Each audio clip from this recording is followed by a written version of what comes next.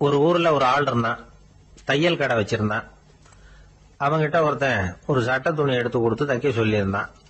வர்ற சனிக்கிழமை வா வந்து வாங்கிட்டு போ அப்படின்னு அவன் சொல்லியிருந்தான். அதே மாதிரி இவன் வந்தான்.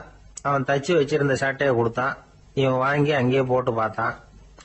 கை நீளம் ஒண்ணுக்கு ஒண்ணு வித்தியாசமா இருந்தது. வலது கை இடது பக்கத்தை விட நீளம் குறைச்சலா இருந்தது.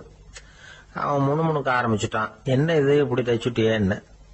இதுக்கு அவன் சொன்னான், ஐயையோ இதுக்காகவா சங்கடப்படுறீங்க, வலது கையை மட்டும் கொஞ்சம் உள்ள இழுத்தாப்புல வச்சுக்கிட்டீங்கன்னா சரியா போகுது. மற்றபடி அந்த சட்டையில உள்ள கலை அம்சத்தை கவனிங்க, எவ்வளவு அற்புதமா தச்சிருக்கேன் பாருங்க. ஒரு சின்ன குறைய இப்படி எல்லாம் பொருட்படுத்த வேண்டியதில்ல. நான் சொன்னது மாதிரி கைய கொஞ்சம் உள்ள இழுத்தது மாதிரி வச்சுக்கிட்டு நடந்து போங்க, ஜோரா இருக்கும் அப்படின்னா. அவனும் யோசிச்சு பார்த்தான். சரியான யோசனையா தான் தோணுச்சு. கொஞ்சம் முயற்சி பண்ணி வலது கையை கொஞ்சம் உள்ள இழுத்து சட்டை சரியா இருக்கிறது மாதிரி பண்ணிட்டான். இப்ப மறுபடியும் ஒரு பிரச்சனை. வலது கையை உள்ள இழுத்த மாதிரி அப்படியே வச்சுக்கிட்டதும் முதுகு பக்கம் கொஞ்சம் துணி தளர்த்தியா தொங்குறது மாதிரி தெரிஞ்சது. என்ன இது முதுகு பக்கம் துணி குவிஞ்சுட்டுதே தொங்குதே அப்படின்னா மறுபடியும், அடடா இதுக்காகவா கவலைப்படுறீங்க, உடம்ப அதுக்கு தகுந்த மாதிரி கொஞ்சம் வளைச்சிக்கிட்டா சரியா போடுது. இதுக்காக அந்த அழகான தையலை பிரிச்சு அதுல உள்ள கலை அம்சத்தை கெடுக்கிறதுக்கு என் மனசு இடம் தரல. எவ்வளவுக்கு தளர்த்தியா இருக்கோ அவ்வளவுக்கு கொஞ்சம் உடம்ப வளைச்சி அப்படி குனிஞ்சது மாதிரி போங்க போதும் அப்படின்னா. அதுவும் நல்ல யோசனையா தான் பட்டுது இவனுக்கு. சரின்னு சொல்லிவிட்டு புறப்பட்டான். தெருவில் இறங்கினான். கைய கொஞ்சம் உள்ள இழுத்தான். உடம்ப கொஞ்சம் முன்னால வளைச்சான். சட்டைக்கு தகுந்த மாதிரி உடம்ப பண்ணிட்டான். மெதுவா நடந்து போறான். இப்போ எதிரில் இன்னொருத்தன் வரான். இவனை பாக்குறான். இவன் போட்டிருக்கிற சட்டையை பாக்குறான். ஆஹா அற்புதம்ங்கிறான். சும்மா சொல்லக்கூடாது, ரொம்ப நல்லா இருக்கு. நிச்சயமா இது இந்த ஊர் மேல தெருவில் இருக்கிற ஒருத்தன் இருக்கானே, அவன் தச்சதா தான் இருக்கணும் அப்படின்னா. இதை கேட்டதும் அவனுக்கு ஆச்சரியம். எப்படி அவ்வளவு கரெக்டா கண்டுபிடிச்சிங்க அப்படின்னு கேட்டிருக்கான். இதுக்கு அந்த வழிபோக்கன்னு சொன்னானா, அவன் ரொம்ப கெட்டிக்காரன். உங்களை மாதிரி உடம்பும் கையும் வளைஞ்சு போன ஒரு ஆசாமிக்கு அவனை தவிர வேற யாராலேயும் இவ்வளவு பொருத்தமான ஒரு சட்டையை தைக்க முடியாது அப்படின்னானா. பாருங்க, அவனுக்காக இவன் அனுசரிக்க போய் இவனோட நிலைமை எப்படி ஆயிடுது பாருங்க. இதே மாதிரிதான் சில சடங்குகளும் சம்பிரதாயங்களும் நம்மளை கோமாளி ஆக்கி விட்டுரும். எதுவா இருந்தாலும் அதுல அறிவுபூர்வமான அணுகுமுறை அவசியம். ஒரு நர்ஸ் அவசரமா ஓடி டாக்டர் கிட்ட சொல்லிச்சான், டாக்டர் ஒரு தப்பு நடந்து போச்சு, 10ஆம் நம்பர் பெட்ல இருக்கிற பேஷண்ட்டுக்கு காலில் ஆபரேஷன் பண்றதுக்கு பதிலாக கையில ஆபரேஷன் பண்ணி விட்டீங்க. கை ஆபரேஷன் பண்ணிக்க வேண்டிய ஆள் 7ஆம் நம்பர் பெட்ல இருக்கார் அப்படின்னு தான்.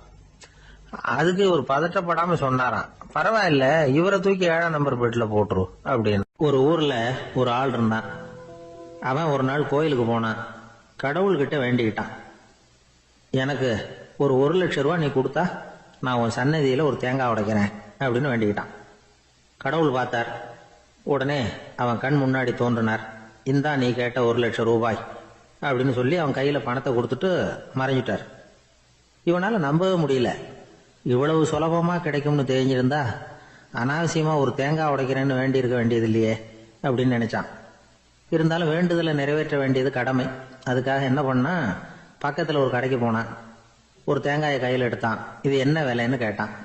5 ரூபான்னார் கடையில் இருந்தவர். அதிகமா இருக்குதே விலைன்னா.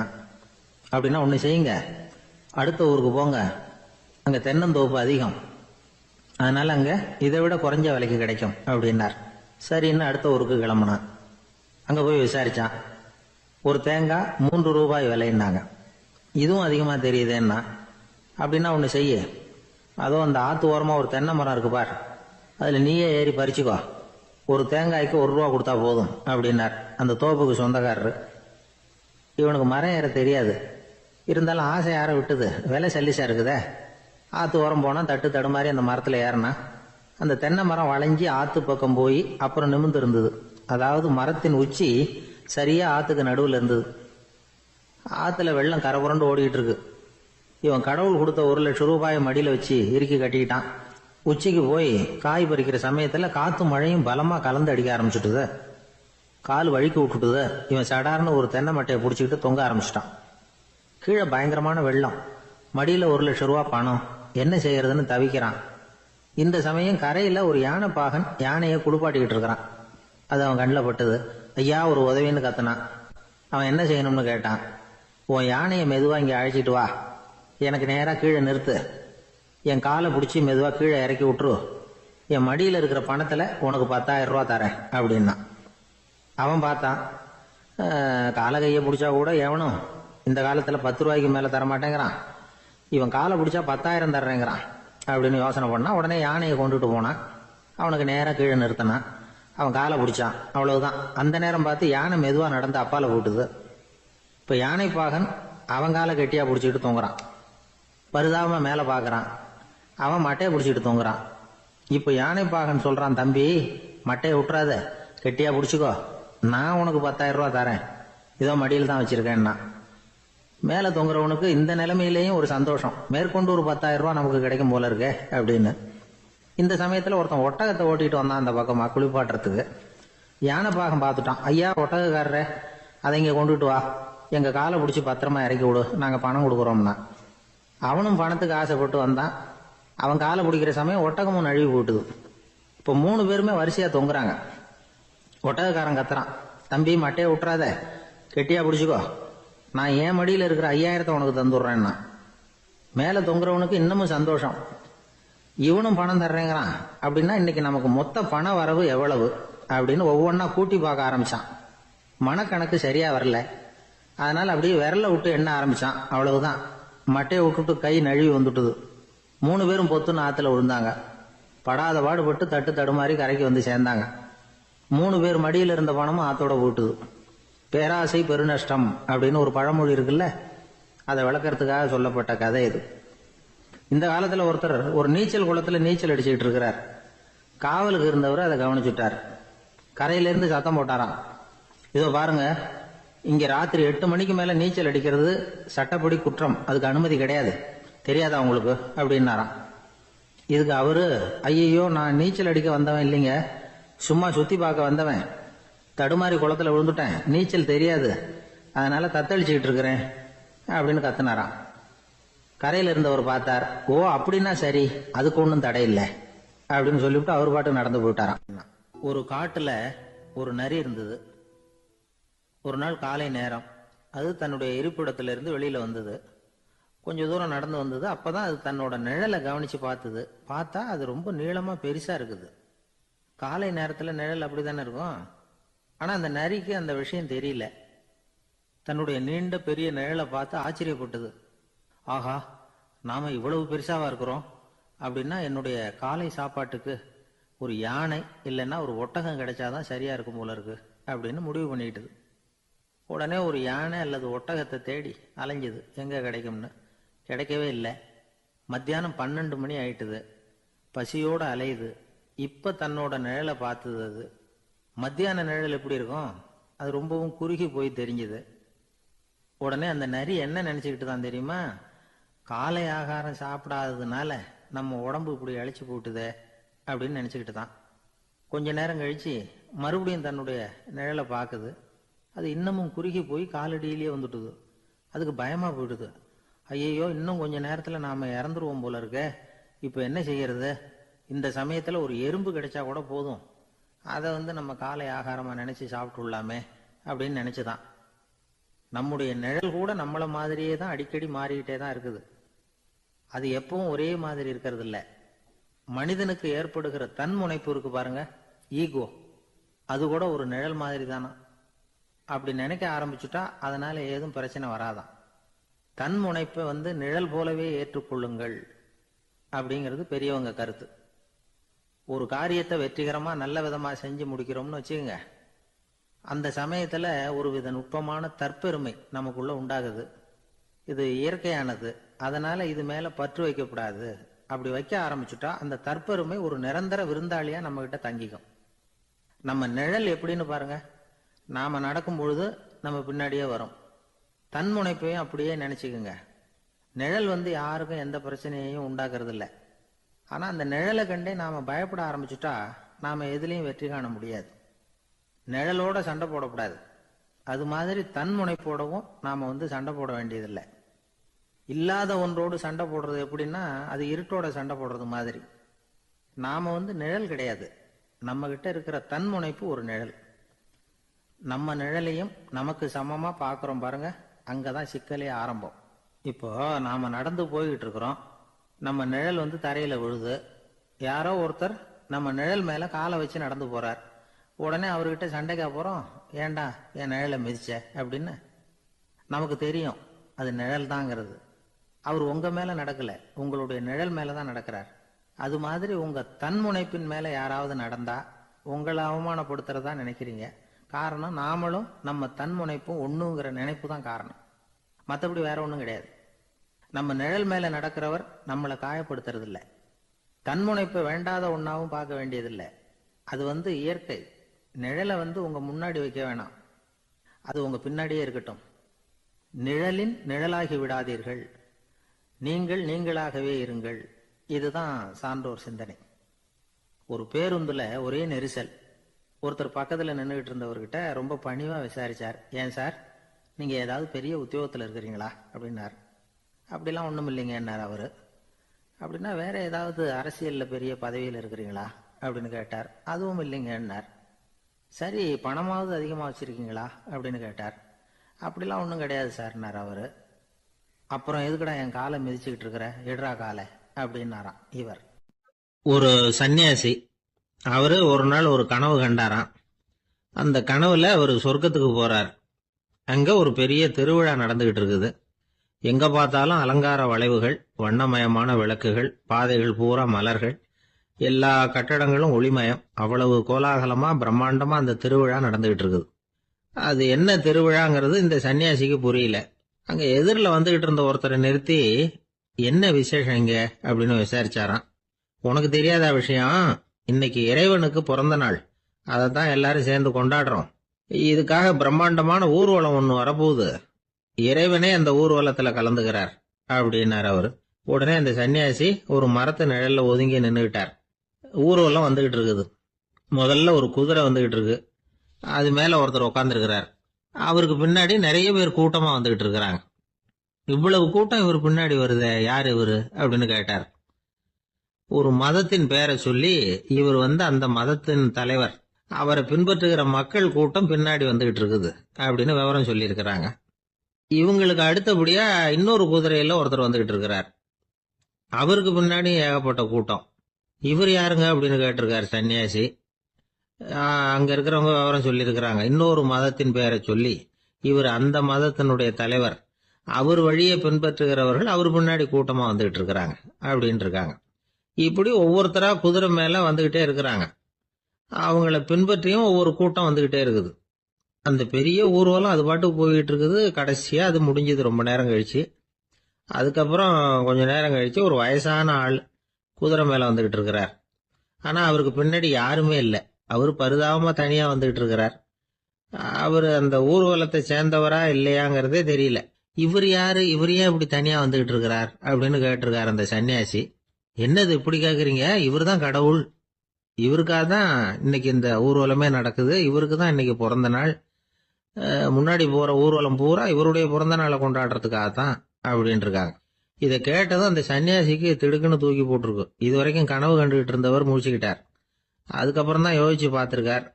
உண்மைதான், மக்கள் எல்லாரும் பக்தி மார்க்கத்துல போறதா நினைச்சுக்கிட்டு பாதை மாறி போயிட்டு இருக்கிறாங்க. கடவுளை பின்பற்றுவதாக நினைக்கிறாங்க பக்தர்கள். ஆனா கடவுளுக்கு பின்னாடி யாருமே இல்லை. இன்னமும் இயல்பா இதை பத்தி யோசிச்சு பார்த்தா, உண்மைக்கு பின்னாடி தான் நான் போய்கிட்டு இருக்கேன் அப்படின்னு நிறைய பேர் சொல்றாங்க. ஆனா அந்த உண்மை அனாதையா போய்கிட்டு இருக்குது. அப்படி ஆயிட்டுது உலகம். இந்த காலத்திலயும் ஒரு ஊர்வலம், ஒரு பெரிய மனுஷருக்கு பிறந்த நாள் விழா. அவரு குதிரை மேல ஏறி முன்னாடி போயிட்டு இருக்கிறார். அவருக்கு பின்னாடி ஒரு 100 பேர் தொண்டர்கள். அவங்க பாட்டுக்கு போறாங்க. எல்லாம் பணம் கொடுத்து ஏற்பாடு பண்ணவங்க. எல்லாம் பணம் வாங்கிட்டு பின்னாடி போயிட்டு இருக்கிறாங்க. கொஞ்ச தூரம் நடந்ததும் கால் வலிக்க ஆரம்பிச்சுட்டுது. ஒவ்வொருத்தரும் அப்படியே ஒதுங்க ஆரம்பிச்சுட்டாங்க.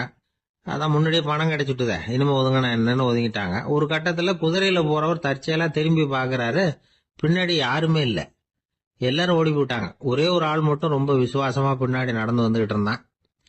ஏன்பா நீ மட்டும் வந்துகிட்டு இருக்கிறிய, நீ வீட்டுக்கு போகலையான்னு கேட்டிருக்காரு அவரு. நீங்க அந்த குதிரையையும் அதுக்குள்ள வாடகை பணத்தையும் கொடுத்துட்டீங்கன்னா நானும் போயிடுவேன் அப்படின்னு நானா இந்த ஆள்.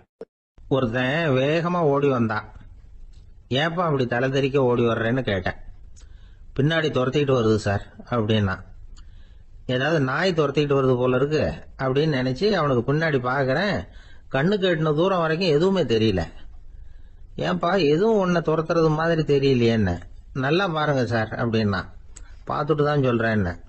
இதோ பாருங்க சார், இதுதான் என்ன துரத்துது அப்படின்னு அவன் காட்டுறான். அவன் சுட்டி காட்டின இடத்துல பார்த்தா அங்க அவனுடைய நிழல் தான் தெரியுது.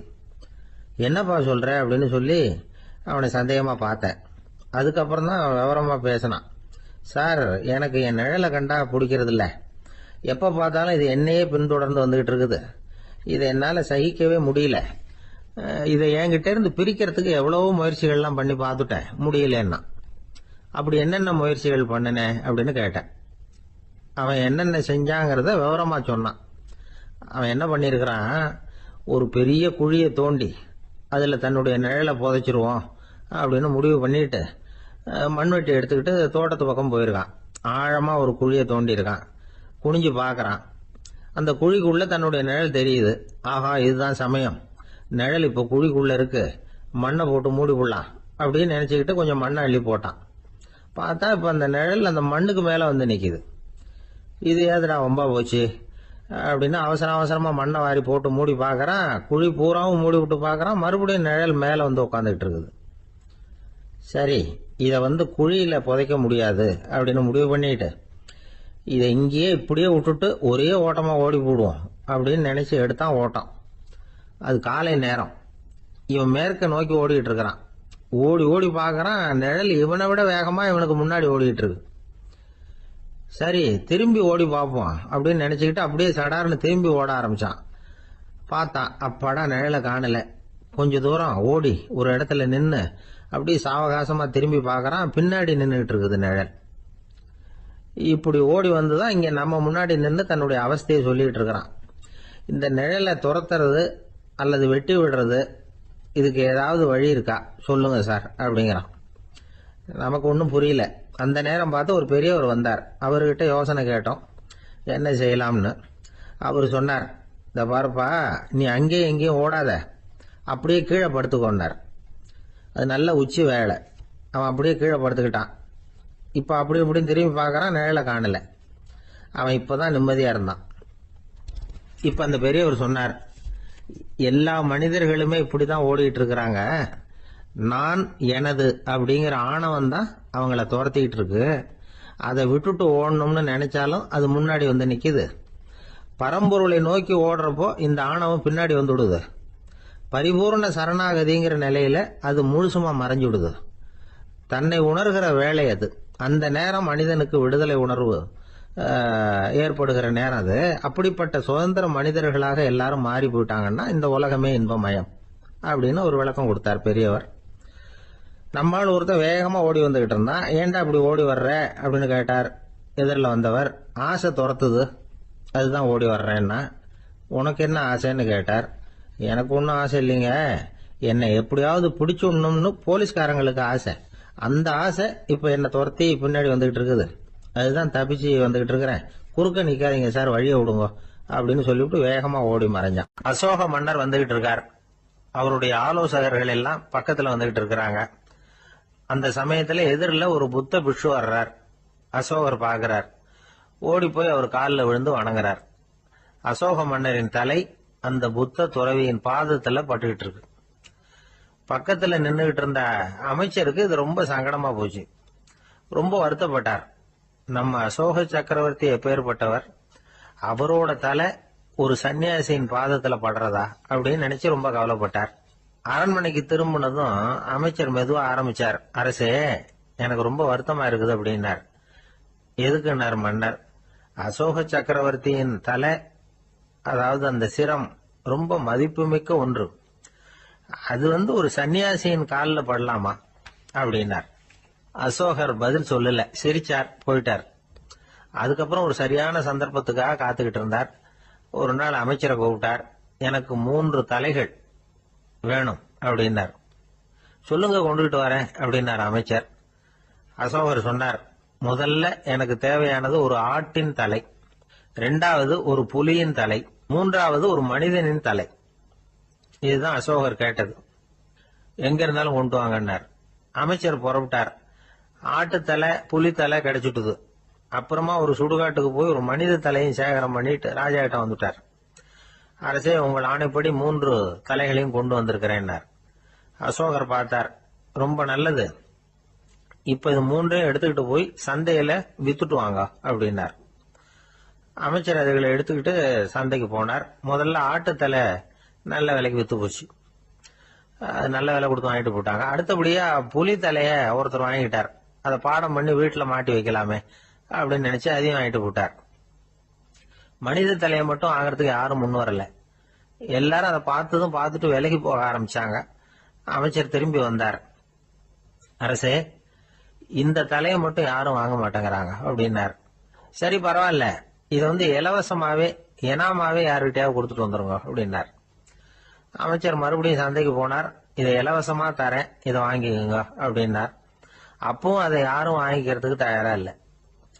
மறுபடியும் திரும்பி வந்து மன்னர்கிட்ட விவரத்தை சொன்னார். இப்போ மன்னர் சொல்றார், அமைச்சரே, உயிர் இருக்கிற வரைக்கும் தான் இந்த தலைக்கு மதிப்பு. ஜீவன் போனதுக்கு அப்புறம் அதோட மதிப்பும் போயிடுது. அதனால மதிப்பு இருக்கும் பொழுதே பெரியவர்கள் பாதம் பணிந்து அந்த புனிதத்தை பெற்றுக்கொள்ளணும் அப்படின்னார். பணிவுங்கிறது வேற, அடிமைத்தனம்ங்கிறது வேற. பெரியவர்களை பணிவது நமக்கு பெருமை தரக்கூடிய விஷயம். இதை மனசுல வச்சுக்கிட்டு எப்போ காலில் விழணும், எப்போ காலில் விழக்கூடாது அப்படிங்கறத முடிவு பண்ணிக்கணும். ஒரு சாதாரண ஆள் நடந்து வந்துகிட்டு இருந்தார். எதிரில் வந்த ஒரு பெரிய மனுஷன் ஓடி போய் அவர் காலில் விழுந்து தன்னுடைய தலையை அவர் பாதத்துல கொண்டு போய் வச்சார். கொஞ்ச நேரம் கழிச்சு எழுந்திரிச்சு வந்துட்டார். வந்த பிறகு இவரை கேட்டேன், ஏன் திடீர்னு ஓடி போய் அந்த ஆளு காலில் விழுந்தீங்க அப்படின்னு. அவர் போட்டிருக்கிறது என்னோட காணாம போன செருப்பான்னு கண்டுபிடிக்கிறதுக்காக அப்படி விழுந்தேன் அப்படின்னு. ஒரு ஊர்ல ஒருத்தர் இருந்தார். ரொம்ப நல்லவர். யாருக்காவது ஏதாவது கொடுத்துக்கிட்டே இருப்பார். கொடையாளி. தினமும் யாராவது ஒருத்தருக்கு ஏதாவது கொடுக்கலன்னா அவருக்கு தூக்கம் வராது. அப்படி ஒரு பழக்கம். அது மட்டும் இல்ல, அவர் கொடுக்கறது அடுத்தவங்களுக்கு தெரியாது. அவ்வளவு ரகசியமா அதை கொடுப்பார். வலது கை கொடுக்கறது இடது கைக்கு தெரியக்கூடாதுன்னு சொல்லுவாங்கல்ல, அது மாதிரி அவர். ஒரு நாள் ராத்திரி அவர் ஏற்கனவே தயாரா கட்டி வச்சிருந்த பணம் முடிச்ச கையில எடுத்துக்கிட்டு வீட்டை விட்டு வெளியில வந்தார். தெருவில் இறங்கி நடந்தார். இன்னைக்கு யாருக்கு தர்மம் செய்யறது அப்படின்னு யோசனை பண்ணிட்டு இருட்டுல நடந்து வந்துகிட்டு இருக்கிறார். யாரோ ஒருத்தர் எதிரில் வர்றது மாதிரி தெரிஞ்சுது. உடனே அவர் கிட்ட போனார். தன்கிட்ட இருந்த பணம் முடிச்சு அவசரமா அவர் கையில திணிச்சுட்டு திரும்பி வந்துட்டார். அப்பாடா, ஒரு வழியா யாருக்கும் தெரியாம இன்னைக்கு தர்மம் பண்ணியாச்சு அப்படிங்கிற மகிழ்ச்சி, மன நிறைவு அவர் முகத்துல. நிம்மதியா தூங்கினார். அப்புறம் எழுந்திரிச்சார். மறுநாள் காலையில ஊரு பூரா ஒரே பேச்சு. என்ன பேச்சுன்னா, நேற்று ராத்திரி ஒரு திருடன் கையில யாரோ பணத்தை கொடுத்துட்டு போயிருக்கிறாங்க அப்படின்னு எல்லாரும் பேசிக்கிட்டு இருக்கிறாங்க. இதை கேள்விப்பட்டதும் அந்த பெரியவருக்கு ரொம்ப வருத்தமா போச்சு. அடடா, போயும் ஒரு திருடனுக்காக உதவி பண்ணிருக்கிறோம், பிரயோஜனம் இல்லாம போட்டுதே அப்படின்னு நினைச்சார். சரி, இன்னைக்கும் யாருக்காவது உதவி பண்ணணும் அப்படின்னு முடிவு பண்ணினார். ராத்திரி நேரம் வந்தது. இவர் வழக்கம் போல தெருவில் இறங்கி நடந்தார். கையில பணம் முடிச்சு. எதிரில் ஒரு பெண் உருவம் மங்களா தெரிஞ்சது. இவர் உடனே அந்த பெண் கிட்ட பணத்தை கொடுத்துட்டு திருப்தியா திரும்பி வந்துட்டார். மறுநாள் காலையில ஊர் பூரா என்ன பேசிக்கிட்டாங்க தெரியுமா? நேற்று ராத்திரி நெறி தவறி நடக்கிற ஒரு பெண்ணின் கையில யாரோ பணத்தை வச்சுட்டு போயிருக்கிறாங்க அப்படின்னு எல்லாரும் பேசிக்கிறாங்க. அடடா, இன்னைக்கும் தவறுதலா நடந்து போச்சு அப்படின்னு ஒரு வருத்தப்பட்டார். இருக்கட்டும், இன்னைக்கும் ஏதாவது தர்மம் பண்ணுவோம் அப்படின்னு நினைச்சுக்கிட்டாரு. 3வது நாள் ராத்திரியும் புறப்பட்டார். இப்பவும் எதிரில் ஒருத்தர் வந்தார். இவர் பணத்தை கொடுத்தார், திரும்பி வந்துட்டார். மறுநாள் மக்கள் என்ன பேசிக்கிட்டாங்கன்னா, நேற்று ராத்திரி ஒரு செல்வந்தர் கையில யாரோ பணத்தை கொடுத்துட்டு போயிருக்கிறாங்க அப்படின்னு பேசிக்கிட்டாங்களாம். அவருக்கு ரொம்ப வருத்தமா போட்டுது. என்ன இது, தினம் இப்படி ஆகிட்டு இருக்குதே அப்படின்னு நினைச்சுக்கிட்டே படுத்து தூங்கினார். அன்னைக்கு ராத்திரி ஒரு கனவு. அந்த கனவுல இறைவன் சொன்னாராம், இத பாருப்பா, நீ கொடுத்த தர்மம் வீணா போயிடல. உன்கிட்ட பணம் வாங்கின அந்த திருடன் திருந்திட்டான், அந்த பொண்ணும் திருந்திட்டா, அந்த செல்வந்தனும் கொடையாளி ஆயிட்டான், எல்லாருக்கும் உதவி பண்ண ஆரம்பிச்சுட்டான் அப்படின்னு சொன்னாராம். இந்த கதையை சொன்னவர் யாருன்னா நபிகள் நாயகம். இதுல உள்ள கருத்து என்னன்னா, நல்ல மனசோட தர்மம் பண்ணுனா அது வீணா போறதில்லை. இன்னொரு கருத்து, தர்மம் தன்னை மட்டுமல்ல அடுத்தவங்களையும் தீமையிலிருந்து காப்பாற்றும். இதுதான் நாம புரிஞ்சுக்க வேண்டியது. இந்த காலத்திலயும் இது மாதிரி சில சம்பவங்கள் நடக்கிறது உண்டு. ஒரு பெரியவர் இருட்டுல நடந்து வந்துகிட்டு இருந்தாரு. எதிரில் வந்த ஒருத்தன் வலுக்கட்டாயமா ஒரு கையை பிடிச்சி ஒரு பண முடிப்பை கொடுத்து வச்சுக்க சொல்லிவிட்டு விலைக்கு போயிட்டான். பெரியவருக்கு ஆச்சரியம், இந்த காலத்திலயும் இப்படி வலது கை கொடுக்கறது இடது கைக்கு தெரியக்கூடாதுன்னு நினைக்கிற கொடையாளிகள் உண்டு போல இருக்கு அப்படின்னு யோசனை பண்ணிக்கிட்டே நடந்தார். கொஞ்ச தூரம் போயிருப்பாரு. அதுக்குள்ள அதே ஆள் திரும்பி வந்தான். கொடுத்த பண முடிப்பை திருப்பி கொடுங்க அப்படின்னு கேட்டு வாங்கிட்டான். இவருக்கு ஒன்றும் புரியல. ஏன் இப்படி பண்றேன்னார். அது ஒண்ணும் இல்லைங்க, கொஞ்ச நேரம் இதை உங்ககிட்ட கொடுத்து வச்சிருந்தேன் அவ்வளவுதான் அப்படின்னா. ஏன்னு கேட்டார். என்னை பின்னாடி போலீஸ் தேடிக்கிட்டு வந்துகிட்டு இருக்குது, அதுதான் அப்படி பண்ணேன். இப்ப போயிட்டு இனிமே ஒன்றும் பயம் இல்லை அப்படின்னு சொல்லிவிட்டு அவன் பாட்டுக்கு நடந்து போறான். ஒரு ஊர்ல ஒரு பெரியவர் இருந்தார். அவர் ஒரு குரு. அவர் தொடர்ந்து தியான கூட்டங்கள் நடத்துவார். அந்த கூட்டத்துல கலந்துக்கிறதுக்காக பல ஊர்கள்ல இருந்து சீடர்கள் நிறைய பேர் வருவாங்க போவாங்க. ஒரு நாள் அங்க கூட்டம் நடந்துகிட்டு இருக்குது. அந்த சமயத்துல சீடர்கள்ல ஒருத்தன் என்னத்தையே திருடி விட்டான். மற்ற சீடர்கள் அதை கவனிச்சுட்டாங்க. இவன் ஆப்பிட்டுக்கிட்டான். கூட்டம் முடிஞ்ச பிற்பாடு இவன் திருடின விஷயத்த அந்த பெரியவர்கிட்ட போய் சொன்னாங்களாம். அவர் கவனத்துக்கு கொண்டுகிட்டு போனாங்க. ஆனா அவர் இத காதலியே போட்டுக்கல, கண்டுக்கவே இல்லை. போய் சொன்ன சீடர்களுக்கெல்லாம் ஏமாத்தமா போயிட்டுது. என்ன இது, இவ்வளவு தூரம் நாம கண்டுபிடிச்சு போய் சொல்றோம், அவரு கண்டுக்கவே மாட்டேங்கிறாரே அப்படின்னு ஒரு மாதிரி ஆயிட்டாங்க. இருந்தாலும் அதை பத்தி ஒண்ணுமே சொல்லிக்கல, பேசாம இருந்துட்டாங்க. கொஞ்ச நாள் ஆச்சு. அதே ஆளு மறுபடியும் ஒரு திருட்டுல மாட்டிக்கிட்டான். சீடர்கள் மறுபடியும் அந்த குரு கிட்ட விஷயத்த சொன்னாங்க. அவர் அப்பவும் வழக்கம் போல சும்மாவே இருந்துட்டார். இவர் இப்படி இருக்கிறத பார்த்ததும் அந்த சீடர்களுக்கு கோபம் வந்துட்டுது. உடனே அந்த சீடர்கள்லாம் ஒண்ணு கூடி பேசினாங்களாம். எல்லாருமா சேர்ந்து ஒரு விண்ணப்பம் தயார் பண்ணாங்க. அதை குருநாதர்கிட்ட கொண்டுட்டு போய் கொடுத்தாங்க. அந்த விண்ணப்பத்துல இவங்க என்ன எழுதியிருக்கிறாங்க தெரியுமா?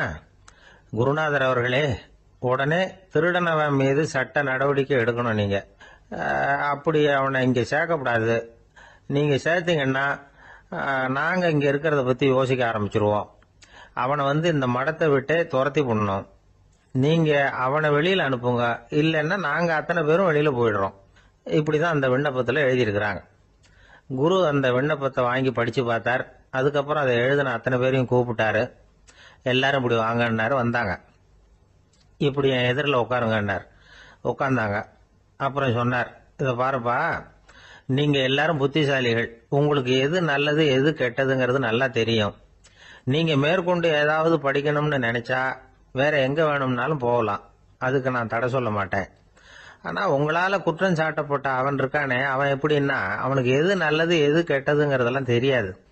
அதனாலதான் திருடுறான். நீங்க சொல்றது மாதிரி அவனை அடிச்சு துரத்தி விடுறோம்னு வச்சுங்க, அவனுக்கு எப்படி நல்லது கெட்டது தெரியும்? அவனுக்கு அதை யாரு சொல்லி கொடுக்கறது? அதனால இங்கேயே இருக்கட்டும், அதுதான் சரி. இதுக்காக நீங்க எல்லாரும் என்னை விட்டுட்டு போனாலும் சரி, அவனை நான் விரட்ட மாட்டேன் அப்படின்னு விட்டாரான். இவ்வளவையும் திருடனை அந்த சீடன் கேட்டுக்கிட்டே இருந்திருக்கான். அவன் கண்கள்ல கண்ணீர். அப்படியே எழுந்திரிச்சு வந்தான். குரு காலில் விழுந்தான். அவன் கண்ணீர்ல அவனது தீமை கழுவப்பட்டது அப்படிம்பாங்க. அதாவது சீடர்களுக்கு அந்த குருவோட பெருமை அப்பதான் புரிஞ்சுதான். ஒரு நல்ல ஆசிரியர் இருக்காருன்னு வச்சுங்க, நல்லா படிக்கிற பையனுக்கு தான் பாடம் சொல்லி கொடுப்பேன்னா அது என்ன பெரிய விஷயமா? மோசமா படிக்கிறவனையும் மாத்தி காட்டுறேங்கிறது தான் பெருமை. இந்த காலத்து குரு ஒருத்தர் ஒரு ஆசிரமம் வச்சு நடத்திட்டு வந்தார். நிறைய பேர் தினம் வருவாங்க போவாங்க. ஒரு நாள் ஒருத்தன் வந்தான். அந்த குரு முன்னாடி போய் நின்னான். ஐயா, என்ன உங்க சீடனா ஏத்துக்கணும்னா. அந்த குரு நிமிர்ந்து பார்த்தார். உன்னுடைய நோக்கம் என்னன்னு கேட்டார். ஐயா, உங்ககிட்ட கொஞ்ச நாள் இருந்தேன்னா நல்ல பழக்க வழக்கங்களை கத்துக்கலாம். அதுக்கப்புறம் வெளியில போய் ஒரு நல்ல தொழில் தொடங்கி வாழ்க்கையில முன்னுக்கு வரணுங்கிறது தான் என்னோட நோக்கம் அப்படின்னா. நீ சொல்றது சரி, ஆனா உன்னால இங்க நல்ல பழக்க வழக்கங்களை கத்துக்க முடியலன்னு வச்சுக்கோ, அப்ப என்ன பண்ணுவேன் அப்படின்னு கேட்டார் அவர். அப்படி ஆச்சுன்னா என்ன, உங்களை மாதிரியே ஒரு ஆசிரமம் ஆரம்பிச்சு அதுக்கு குருவா இருந்துட்டு போறேன் அப்படின்னா. ஒரு பெரிய அரசன் இந்த உலகம் பூராவையும் ஆண்டுகிட்டு இருந்தான். ரொம்ப காலம் அப்படி அரசாட்சி பண்ணிக்கிட்டு இருந்தான். திடீர்னு அவனுக்கும் சில எதிரிகள் முளைச்சாங்க. அவங்க எல்லாம் ஒண்ணு சேர்ந்து இவனை தோற்கடிச்சுட்டாங்க. தோத்து போனது இவனுக்கு பயம் வந்துட்டுது, எங்க எதிரிகள் நம்ம கொன்னுடுவாங்களோ அப்படின்னு. வெளியில வந்தா தனக்கு ஆபத்துன்னு பயந்துகிட்டு யாருக்கும் தெரியாம ஒரு குகைக்குள்ள போய் பதுங்கி கிடக்குறான். நிலைமைய பாருங்க. முதல் நாள் அரண்மனையில அதிகாரம் பண்ணிக்கிட்டு இருந்தவன் மறுநாள் குகையில பயந்து போய் பதுங்கி கிடக்குறான். ராத்திரி நேரம் வந்தது. பசி வயத்தை கிள்ளுது. பிச்சை எடுத்து சாப்பிட வேண்டிய நிலைமை. பிச்சை எடுக்கிறதுக்கு பாத்திரம் வேணுமே, என்ன பண்றது அப்படின்னு அங்கேயும் இங்கேயும் பாக்குறான். ஒரு மூலையில யாரோ விட்டுட்டு போன ஒரு ஓடு கிடக்குது. அதை எடுத்துக்கிட்டு புறப்பட்டான். இருட்டுல வழி புரியல. ஏதோ ஒரு யூகத்துல காலை மெதுவா எடுத்து வச்சு நடந்து போயிட்டு இருக்கிறான். வழியில ஒரு கருப்பு நாய் படுத்து கிடந்தது. இருட்டுல அவன் இது கண்ணுக்கு சரியா தெரியல, அவனுக்கு தவறி போய் காலை வச்சுட்டான் அது மேல. நாய் சும்மா இருக்குமா, வள்ளுன்னு உழுந்து கடிச்சு விட்டுது. காலை பாக்குறான், காலத்தையும் நினைச்சு பாக்குறான். அரண்மனையில வந்து வீரக்கழல் அணிந்த காலை உடைய மன்னா அப்படின்னு புகழ்வாங்களே புலவர்கள்லாம், ஆனா அது இன்னைக்கு நாய் கடிச்ச காலம் ஆயிட்டுதே அப்படின்னு நினைக்கிறான். அது மட்டும் இல்ல, முன்னாடி எல்லாம் பொற்கிண்ணங்கள்ல தான் அவன் சாப்பிடுவான். ஆனா இப்போ உடைஞ்சு போன ஓட்டு, அது ஓட்டை வந்து கையில வச்சுக்கிட்டு நிக்கிறான். அதுல ஏதாவது யாராவது சாப்பாடு போடுவாங்களான்னு. முன்னாடி எல்லாம் நிறைய பேர் அரண்மனைக்கு வருவாங்க. அரசருக்கு காணிக்கைன்னு சொல்லி இவன் காலடியில கொண்டாந்து கொட்டுவாங்க. அப்போலாம் இவன் அந்த ஜனங்களுடைய முகத்தை திரும்பி கூட பாக்குறது இல்ல, ரொம்ப கர்வமா உட்காந்துருப்பான். அதே ஆளு இன்னைக்கு எல்லார் கண்ணிலையும் படுறது மாதிரி பிச்சை எடுத்துக்கிட்டு இருக்கிறான். அப்போலாம் காணிக்கைகளை வந்து தன்னுடைய கையால வாங்குறது தனக்கு கௌரவ குறைச்சல்னு நினைச்சு தன்னுடைய வேலைக்காரங்களை விட்டுதான் அதை வாங்க சொல்லுவான். இப்ப பாத்தீங்கன்னா அவனே தன் கையாலேயே பிச்சை வாங்குறான். நினைச்சு பாருங்க, அந்த மனுஷன் முத நாள் அரசன், மறுநாள் பிச்சைக்காரன். எவ்வளவு வித்தியாசம்! செல்வம் தான் இப்படி ஒரு வித்தியாசம் ஏற்படுறதுக்கு காரணம். அப்படிப்பட்ட செல்வம் வாழ்க்கையை நடத்துறதுக்கு நமக்கு தேவைதான். ஆனா அதையே நாம அடைய வேண்டிய பயனா நினைக்கிறோம் பாருங்க, அதுதான் வேடிக்கை. இத வந்து நம்மாழ்வார் அழகா ஒரு பாசுரத்துல சொல்றார். ஒரு நாயகமாய் ஓட உலகுடன் ஆண்டவர், கருணாய் கவர்ந்த காலர், சிதைகிய பானையர், பெருநாடு காண இம்மையிலே பிச்சைதாம் கொள்வர், திருநாரணன் தாழ் காலம் பெற சிந்தித்து உய்மினோ அப்படிங்கிறார் நம்மாழ்வார்.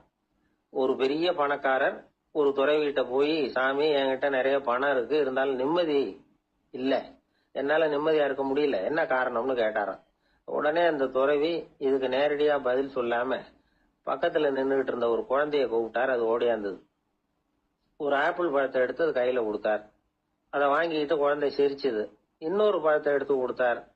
அதை இன்னொரு கையில வாங்கிட்டு சிரிச்சுது. மூணாவது ஆப்பிள் எடுத்து கொடுத்தார். 2 பழத்தையும் நெஞ்சில் அணைச்சிக்கிட்டு 3வது பழத்தையும் வாங்கறதுக்கு முயற்சி பண்ணிச்சு. ஆனா அது உடனே நழுவி கீழே விழுந்து உருண்டு ஓடிச்சு. ஏற்கனவே இருந்ததும் விழுந்துட்டுது. இப்ப அந்த குழந்தை அழ ஆரம்பிச்சுட்டுது. இப்ப அந்த துறவி பணக்காரர்கிட்ட சொன்னாராம், குழந்தைய கவனிச்சியா? 2 ஆப்பிள் போதும்னு அது நினைச்சிருந்தா இப்போ அது அழ வேண்டிய அவசியம் வந்திருக்குமா அப்படின்னாராம். எதுவுமே அளவுக்கு மிஞ்சினா துன்பம் தான். இந்த காலத்துல இதெல்லாம் யாரு காதுல வாங்குறாங்க? ஒருத்தனை நல்ல வழிக்கு கொண்டு வரணும்னு நினைச்சு அவனை கூப்பிட்டு உட்கார வச்சு இந்த கதையை சொல்லிட்டு இருந்தாங்க. சொல்லிவிட்டு அந்த குழந்தை செஞ்சது தப்பு தானே அப்படின்னு கேட்டிருக்கிறாங்க. ஆமா, தப்பு தான், நானா இருந்தா அப்படி செஞ்சிருக்க மாட்டேன் நானா இவன். 2 பழமே போதும்னு சொல்லிருப்பியா அப்படின்னு கேட்டிருக்காங்க. அப்படி இல்லைங்க, அவர் கொடுக்க கொடுக்க ஒவ்வொரு பழமா வாங்கி பின்னாடி வச்சுட்டு மறுபடியும் கையை நீட்டுவேன் அப்படிங்கிறானா. இவெல்லாம் எந்த காலத்துல திருந்துறது? ஒரு மனிதர், அவர் யாருக்கிட்டே தொலைபேசியில பேசிட்டு இருக்கிறார். கொஞ்சம் தூரத்துல நாம நிக்கிறோம். எட்டத்துல இருந்துகிட்டு அவரை கவனிக்கிறோம். அவர் போன்ல பேசுறத, அவர் பேசுகிற வார்த்தைகள் என்ன அப்படிங்கறது நம்ம காதுல விழல. ஆனாலும் அவர் பேசிக்கிட்டு இருக்கிறது நல்ல செய்தியா கெட்ட செய்தியா அப்படிங்கறத நம்மால யூகிக்க முடியும். மகிழ்ச்சியான செய்தியை பேசும்போது முகம் மலருது, புன்னகை பூக்குது. இதுல ஒண்ணு நீங்க கவனிக்கணும். தொலைபேசியில நாம பேசுறப்போ நம்மோட பேசுறவர் எதிரில் இல்ல. அவர் தொலைபேசி வழியா நம்ம குரலை மட்டும்தான் கேட்க போறார். நம்ம முகத்தை அவர் பார்க்க போறது இல்ல.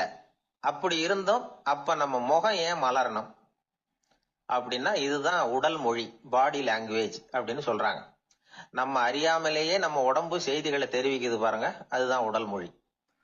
ஒரு மனிதர் தொலைபேசியில பேசிக்கிட்டு இருக்கிறத நீங்க தூரத்துல இருந்து கவனிச்சுக்கிட்டே, அவர் நண்பரோட பேசுறாரா, மனைவியோட பேசுறாரா, குழந்தையோட பேசுறாரா, இல்ல மேல் அதிகாரி கிட்ட பேசுறாரா, அல்லது அவருக்கு கீழே பணிபுரிகிறவர்கள் கிட்ட பேசுறாரா அப்படிங்கறத கண்டுபிடிக்கலாம். அதுக்கு காரணம் அவருடைய உடல் மொழி. இந்த உடல் மொழி கூட நம்ம வாழ்க்கையின் முன்னேற்றத்துக்கு பயன்படும். இத பத்தி எல்லாம் கூட சில நிபுணர்கள் ஆராய்ச்சி பண்ணி பார்த்திருக்கிறாங்க. அவங்க சில விவரங்களை சொல்றாங்க. குறிப்பா ஒருத்தர் தன்னுடைய நாற்காலியில கிட்டத்தட்ட படுத்துக்காத குறையா உட்கார்ந்து இருக்கிறாருன்னு வச்சுக்கோங்க. எதிர இருக்கிறவர் பேசுறது அவருக்கு பிடிக்கலன்னு அர்த்தமா. தலையை சொரிஞ்சுக்கிறது, வேற வேற திசைகள்ல பாக்குறது, கொட்டாவி விடுறது, கால்களை மாத்தி போட்டு உட்கார்றது, களைப்பா கை விரல்களை அப்படியே பின்னிக்கிறது, அடிக்கடி கடிகாரத்தை பார்க்கறது இப்படிலாம் ஒருத்தர் பண்ணிட்டு இருக்கிறாருன்னா நாம கூடிய சீக்கிரம் அந்த இடத்த விட்டு எழுந்திரிச்சு வந்துடுறது நல்லது. ஏன்னா இதெல்லாம் அவருடைய சலிப்பு, சோர்வு, ஆர்வமின்மை இதுக்கு அடையாளங்கள். நம்முடைய பேச்சு அவரை சலிப்படைய வச்சுட்டதுன்னு அர்த்தம். அவர் ரொம்பவும் சோர்ந்து போயிட்டாருன்னு பொருள். நம்முடைய பேச்சில் அவருக்கு ஆர்வம் இல்லைன்னு அர்த்தம். அதே நேரத்துல நாற்காலியின் நுனியில அமர்ந்து உடலை முன்னுக்கு நகர்த்தி எதிர இருக்கிறவரின் கண்களை பார்த்துக்கிட்டே பேசினாலும் சரி அல்லது பேச்ச கேட்டாலும் சரி, உங்க பேர்ல மத்தவங்களுக்கு உள்ள பிடிப்பு அதிகரிக்கும். நாம எப்படிப்பட்டவர்ங்கிறத நம்ம உடம்பும் நடை உடை பாவனையும் அடுத்தவங்களுக்கு காட்டி கொடுத்துரும். உங்க உடம்பு, உங்க பார்வை, நடை, உட்கார்ற விதம் இதை வச்சுக்கிட்டே நீங்க பொறுப்புள்ளவரா, முரடரா, அலட்சியமானவரா, மரியாதை தெரிஞ்சவரா, அடக்கமானவரா, நம்பிக்கைக்கு உரியவரா, நாணயம் இல்லாதவரா, பயந்தவரா, திறமசாலியா, அப்பாவியா அப்படிங்கறதெல்லாம் கண்டுபிடிச்சிடலாம். அதனால இந்த உடல் மொழியை புரிஞ்சுக்கிட்டு நம்மளை கொஞ்சம் சரிப்படுத்திக்கிட்டோம்னா வாழ்க்கையில சுலபமா பல காரியங்களை சாதிக்க முடியும். ஒரு மனநல மருத்துவமனை, அங்க ஒருத்தர் ஒரு நாற்காலியில உட்காந்துக்கிட்டு கார் ஓட்டுறது மாதிரி அப்படி பாவனை பண்ணிட்டு இருந்தார். ஸ்டேரிங்க திருப்புறது மாதிரி, பின்னாடி வர்ற வண்டியை நிக்க சொல்றது மாதிரி, அப்புறம் இவர் ஒதுங்கிக்கிட்டு அவருக்கு வழி விடுறது மாதிரி இப்படிலாம் சேட்டைகள் பண்ணிட்டு இருந்தார் மனநல மருத்துவமனையில. இத பார்த்துக்கிட்டு இருந்த ஒருத்தர் பக்கத்துல இருந்த இன்னொருத்தர்கிட்ட கேட்டார், இவர் ஏன் இப்படி பண்றாரு, இவருக்கு ஏன் அப்படி வந்தது நிலைமை அப்படின்னு சொல்லி அவர் விசாரிச்சார். அப்ப அவர் விவரம் சொன்னார். வேற ஒண்ணும் இல்லைங்க, இவருக்கு கார் ஓட்டணும்னு ஆசை ரொம்ப காலமா, அது நிறைவேறாம போயிட்டுது. அதுக்கப்புறம் அவர் மனநோயாளிய மாறிட்டார். இங்க அழைச்சிட்டு வந்தாங்க. இங்க அழைச்சிட்டு வந்ததுல இருந்து அப்படிதான் பண்ணிட்டு இருக்கிறார். அப்ப கார் ஓட்டுறது மாதிரிலாம் பாவனை பண்ணிட்டு இருப்பார், திருப்புறது மாதிரி பண்ணுவார், பின்னாடி வர்றவங்களுக்கு இடம் விடுவார், இப்படிலாம் செய்யறார் அப்படின்னு விவரம் சொன்னாங்க. நீங்க சொல்லப்படாதா, இப்ப நீங்க கார் ஓட்டல, வெறும் நாற்காலியில தான் உட்கார்ந்து இருக்கிறீங்க அப்படின்னு நீங்க சொல்லப்படாதா அவருக்கு அப்படின்னு கேட்டாங்க. அது முடியாதுங்க, ஏன்னா அந்த காரை கழுவுறதுக்காக அவர் தினமும் எனக்கு 10 ரூபா கொடுத்துட்டு இருக்கிறார் அப்படின்னாராம் அங்க வேலை செஞ்சுக்கிட்டு இருந்த ஒருத்தர். அதனால வாழ்க்கையில நாம இந்த உடல் மொழியை புரிஞ்சுக்கணும். உடல் மொழிங்கிறது இப்ப ஆரம்பத்துல சொன்னது மாதிரி அந்த தொலைபேசியில பேசுறவங்கள தூரத்துல இருந்து பார்த்தாவே அவர் யாருகிட்ட பேசுறாரு, என்ன பேசுறாருன்னு தெரியும். நம்ம முகத்தை நல்லா வச்சுக்கணும். உடல் மொழிய நம்ம புரிஞ்சுக்கிட்டு பயன்படுத்த ஆரம்பிச்சோம்னா எந்த முயற்சி பண்ணினாலும் அதுல வெற்றி நிச்சயம். ஒரு ஆள் இருந்தார். அவரு தன்னை ஒரு குருன்னு சொல்லிக்கிட்டார். மௌன குரு, வாயே திறக்கிறது இல்ல. அவருக்கு 2 சீடர்கள் உண்டு. இவங்க தான் வர்றவங்க கிட்ட பேசுவாங்க, விளக்கம் கொடுப்பாங்க. ஒரு நாள் இந்த சீடர்கள் 2 பேரும் எங்கேயோ வெளியில போயிட்டாங்க. அந்த நேரம் பார்த்து ஒருத்தர் அங்க வந்தார். குரு கிட்ட போனார். குருவே, புத்தர்னா என்னன்னு கேட்டார். குருவுக்கு ஒன்னும் புரியல. அவர் உண்மையான குருவா இருந்தாவில புரியும். அவர் திருன்னு முழிக்க ஆரம்பிச்சுட்டார். இந்த நேரம் பார்த்து இந்த சீடர்கள் எங்கேயோ போயிட்டாங்களே, என்ன பண்றது, உதவிக்கு யாராவது கிடைக்க மாட்டாங்களா அப்படின்னு அப்படியே சுத்தி பாக்குறார். அங்க பாக்குறார். வந்தவர் இதை கவனிச்சார்.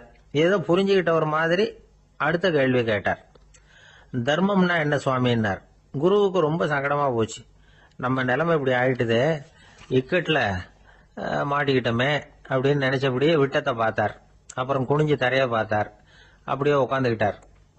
வந்தவர் உடனே அடுத்த கேள்விக்கு போயிட்டார். தியானம்னா என்ன சுவாமின்னார். பாவம் என்ன பண்ணுவார் அந்த குரு, பேசாம கண்ணை கெட்டியா மூடிக்கிட்டார். இது ஏதடா வம்பா போச்சுன்னு. இவர் இப்படி பண்ணா கூட வந்தவர் சளைக்கல. இன்னொரு கேள்வியும் கேட்டார். ஆசீர்வாதம்னா என்ன அப்படின்னார். இவர் பார்த்தார். இப்படியே போனா இவர் கேள்வி கேட்கறத நிறுத்த மாட்டார் அப்படின்னு நினைச்சுக்கிட்டு எனக்கு ஒண்ணுமே தெரியாதுங்கிற பாவனையில 2 கையையும் விரிச்சு காட்டினார். வந்தவர் முகத்துல மகிழ்ச்சி, மன நிறைவு, ஏதோ எல்லாம் புரிஞ்சுக்கிட்ட ஒரு மாதிரி அங்கிருந்து புறப்பட்டு போனார். வழியில அந்த குருவோட சீடர்கள் 2 பேரையும் சந்திச்சார். உங்க குருவை தான் பார்த்துட்டு வரேன்னாரு. இவரு என்ன நடந்ததுன்னு கேட்டாங்க. இவரு விவரமா சொல்றார். உங்க குரு எவ்வளவு பெரிய ஞானி தெரியுமா, புத்தர்னா என்னன்னு கேட்டேன், அதுக்கு அவர் அப்படியும் இப்படியும் பார்த்தார். அதுக்கு என்ன அர்த்தம் தெரியுமா, மக்கள் புத்தரை அங்கேயும் இங்கேயும் தேடுறாங்க, உண்மையில அவர் அங்கேயும் இங்கேயும் தேடி கண்டுபிடிக்க முடியாது அப்படிங்கறத அவர் செய்கை மூலம் உணர்த்தினார். அதுக்கப்புறம் தர்மம்னா என்னன்னு கேட்டேன். அவர் மேலையும் கீழையும் பார்த்து தர்மம் சமமானது, அதுல உயர்வு தாழ்வு இல்லைங்கிறத உணர்த்தினார். அதுக்கப்புறம் தியானம்னா என்னன்னு கேட்டேன். கண்ணை மூடிக்கிட்டார்.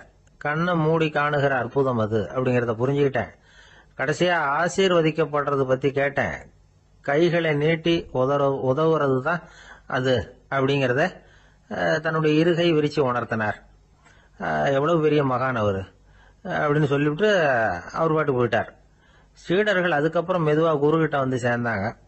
அவங்கள பார்த்ததும் குருவுக்கு கோபம் வந்துட்டுது. அடே பாவிகளா, எங்கடா போய் தொலைஞ்சிங்க, நான் ஒரு ஆளுகிட்ட மாட்டிக்கிட்டு என்ன பாடுபட்டிருக்கேன் தெரியுமான்னார். இது மாதிரி தான் நாம சாதாரண மனிதர்களின் புற வேடங்களிலேயே மயங்கி போயிடுறோம். அவங்க பேச்சு, செய்கை, பார்வை இதுல எல்லாம் ஏதோ பெரிய தத்துவம் இருக்கிறதாக நினைச்சுக்கிறோம். உண்மையிலேயே அந்த தத்துவங்கள் யாருக்கு சொந்தம்? அவங்களுக்கு இல்ல, நமக்கு தான் சொந்தம். நாம தானே அதை கற்பிச்சுக்கிட்டோம். நம்மை நாம அடையாளம் கண்டுக்கிறது இல்ல, நாம யாருங்கிறது நமக்கு புரியறது இல்ல. அதுதான் இன்னைக்கு நடக்கிறது. அதனாலதான் அடுத்தவங்களை தேடி ஓடிக்கிட்டு இருக்கிறோம். சில வீடுகளில் கூட இது மாதிரி சைகைகள் உண்டு. சில குடும்ப தலைவர்கள் தினமும் காலையில கண்ணை கெட்டியா மூடிக்கிட்டு கை ரெண்டையும் சுத்தமா விரிச்சு வச்சுக்கிட்டே உட்காந்து தியானம் பண்றது வழக்கம். எதுக்காக அப்படி பண்றீங்கன்னு ஒருத்தரை பார்த்து கேட்டேன்.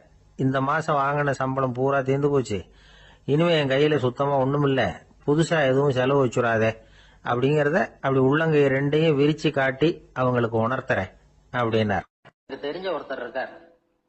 அவரு ஒரு பெரிய காவல்துறை அதிகாரி, ரொம்ப கண்டிப்பானவர். அவரை கண்டாவே எல்லாரும் பயப்படுவாங்க. அப்படிப்பட்டவர் வீட்டுக்கு போனா அப்படியே அடியோட மாறிடுவார். அங்க போய் பாத்தீங்கன்னா குழந்தைகளோட குழந்தையா அவர் விளையாடிட்டு இருப்பார். அலுவலக சமயத்துல பாத்தீங்கன்னா குதிரை முதுகுல அவர் உட்கார்ந்துருப்பார். வீட்டுல பாத்தீங்கன்னா அவர் முதுகுல குழந்தை உட்காந்துருக்கும். அவரு குதிரை மாதிரி போயிட்டு இருப்பார்.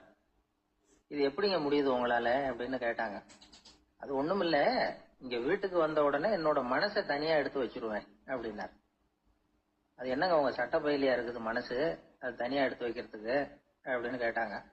அப்படி இல்லைங்க, இது ஒரு பயிற்சி, மனப்பயிற்சி, அவ்வளவுதான் அப்படின்னார். இப்படி சமயம் பார்த்து மனசை தனியா வச்சுவிட தெரிஞ்சவங்க வாழ்க்கையில எப்பவும் உற்சாகமா இருப்பாங்க அப்படிங்கிறது பெரியவங்க கருத்து. ஒரு டாக்டர் ஆஸ்பத்திரியில இருக்கிற வரைக்கும் டாக்டரா இருக்கலாம். அவர் மனைவிகிட்டையும் அவர் டாக்டரா இருக்க வேண்டிய அவசியம் இல்லை.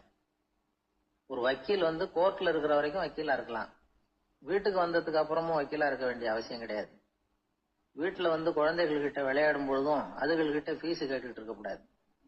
நாம எப்படி இருக்கணும்னு பெரியவங்க சொல்றாங்கன்னா, மனசோட சேரப்படாதான், அப்படி சேராம வாழ்க்கையை கவனிக்கணுமா. மனசை அப்படியே தனியா எடுத்து பக்கத்துல வச்சுடணும். அப்படின்னா அதை அப்படியே தூக்கி எறிஞ்சுடு அப்படின்னு அர்த்தம் இல்லை. ஏன்னா மனசுங்கிறது நமக்கு உபயோகப்படக்கூடிய ஒண்ணுதான். எப்ப எப்போ அது தேவையோ அப்பப்போ எடுத்து உபயோகப்படுத்திக்கணும். தேவைப்படுறப்போ எடுத்து கண்ணாடியை மாட்டிக்கிறோம்ல, படிக்கும் பொழுது கண்ணாடி தேவைப்படுதோ எடுத்து மாட்டிக்கிறோம் இல்லையா, அது மாதிரி கணக்கு போடுறதுக்கு மனசு தேவை. கடைக்கு போய் ஒரு பொருள் வாங்குறோம், காசு கொடுக்குறோம், மீதி சில்லறை சரியா இருக்கா அப்படின்னு எண்ணி பார்த்து வாங்க வேண்டியிருக்கு. அந்த சமயத்துல மனசை எடுத்து தனியா வச்சுட்டேன் அப்படின்னு சொல்லிட்டு இருக்க கூடாது. பரீட்சைக்கு படிக்க வேண்டியிருக்குது, படிச்சதையெல்லாம் அப்படியே நினைவுல வச்சுக்க வேண்டியிருக்கு, அந்த சமயத்துல மனசை தூக்கி எறிஞ்சுட்டேன் சார் அப்படின்னு சொல்லிட்டு இருக்க கூடாது. அப்படி சொன்னா பரீட்சை நம்மளை தூக்கி எறிஞ்சிடும். அதனால தேவைப்படுறப்போ மனசை உபயோகப்படுத்தணும், தேவையில்லாதப்போ அது தனியா ஓய்வு எடுத்துக்க விட்டுடணும். இப்படி நாம பழக்கப்படுத்திக்கிட்டா வாழ்க்கைங்கிறது நமக்கு புதுசா தெரியுமா. மனசுக்கும் ஒரு சக்தி கிடைக்கும். எந்திரங்களுக்கு ஓய்வு கொடுக்கற மாதிரி மனசுக்கும் ஓய்வு கொடுக்கணும், இல்லைன்னா அது களைச்சு போயிடும். குழந்தைகள் மனசை சுமந்துகிட்டு இருக்கிறது இல்ல. இது முதியவர்கள் குழந்தைகள் கிட்டே இருந்து கத்துக்க வேண்டிய ஒரு பாடம். ஆனாலும் இந்த கால குழந்தைகள் கிட்ட ரொம்ப எச்சரிக்கையா இருக்க வேண்டியிருக்கு. ஒரு தாத்தாவும் பேரனும் விளையாடிக்கிட்டு இருக்கிறாங்க. தாத்தா எனக்கு சைக்கிள் ஓட்ட கத்து கொடு அப்படிங்கிறான் பேரன்.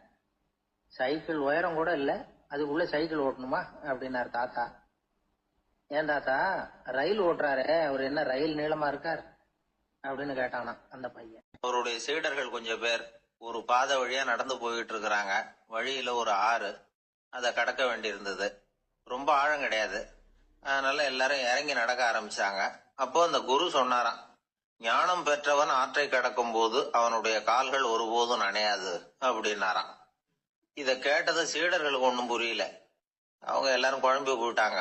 ஞானம் பெற்றவர்கள் காலு தண்ணீர்ல நனையாதுன்னு சொல்றாரே நம்ம குரு, ஆனா இவரு கால் இப்ப தண்ணீர்ல நனையுதே அப்படின்னா இவருக்கு இன்னும் ஞானம் கிடைக்கலன்னு அர்த்தமா?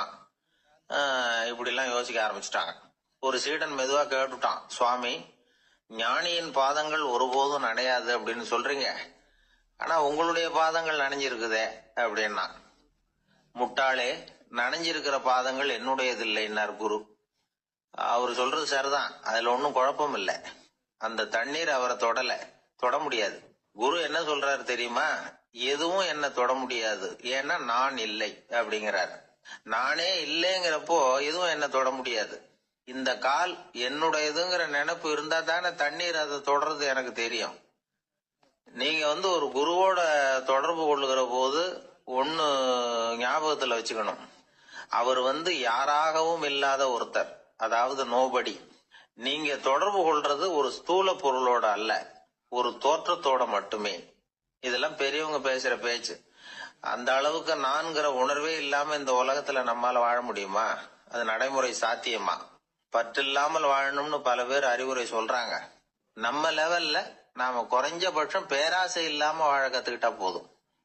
ஒருத்தன் நிலத்தை உழுதுகிட்டோம்னா ஏறுகால ஏதோ தட்டுப்பட்ட மாதிரி தெரிஞ்சது. என்னன்னு பார்த்தான், அழகான சிலை ஒண்ணு கிடைச்சது.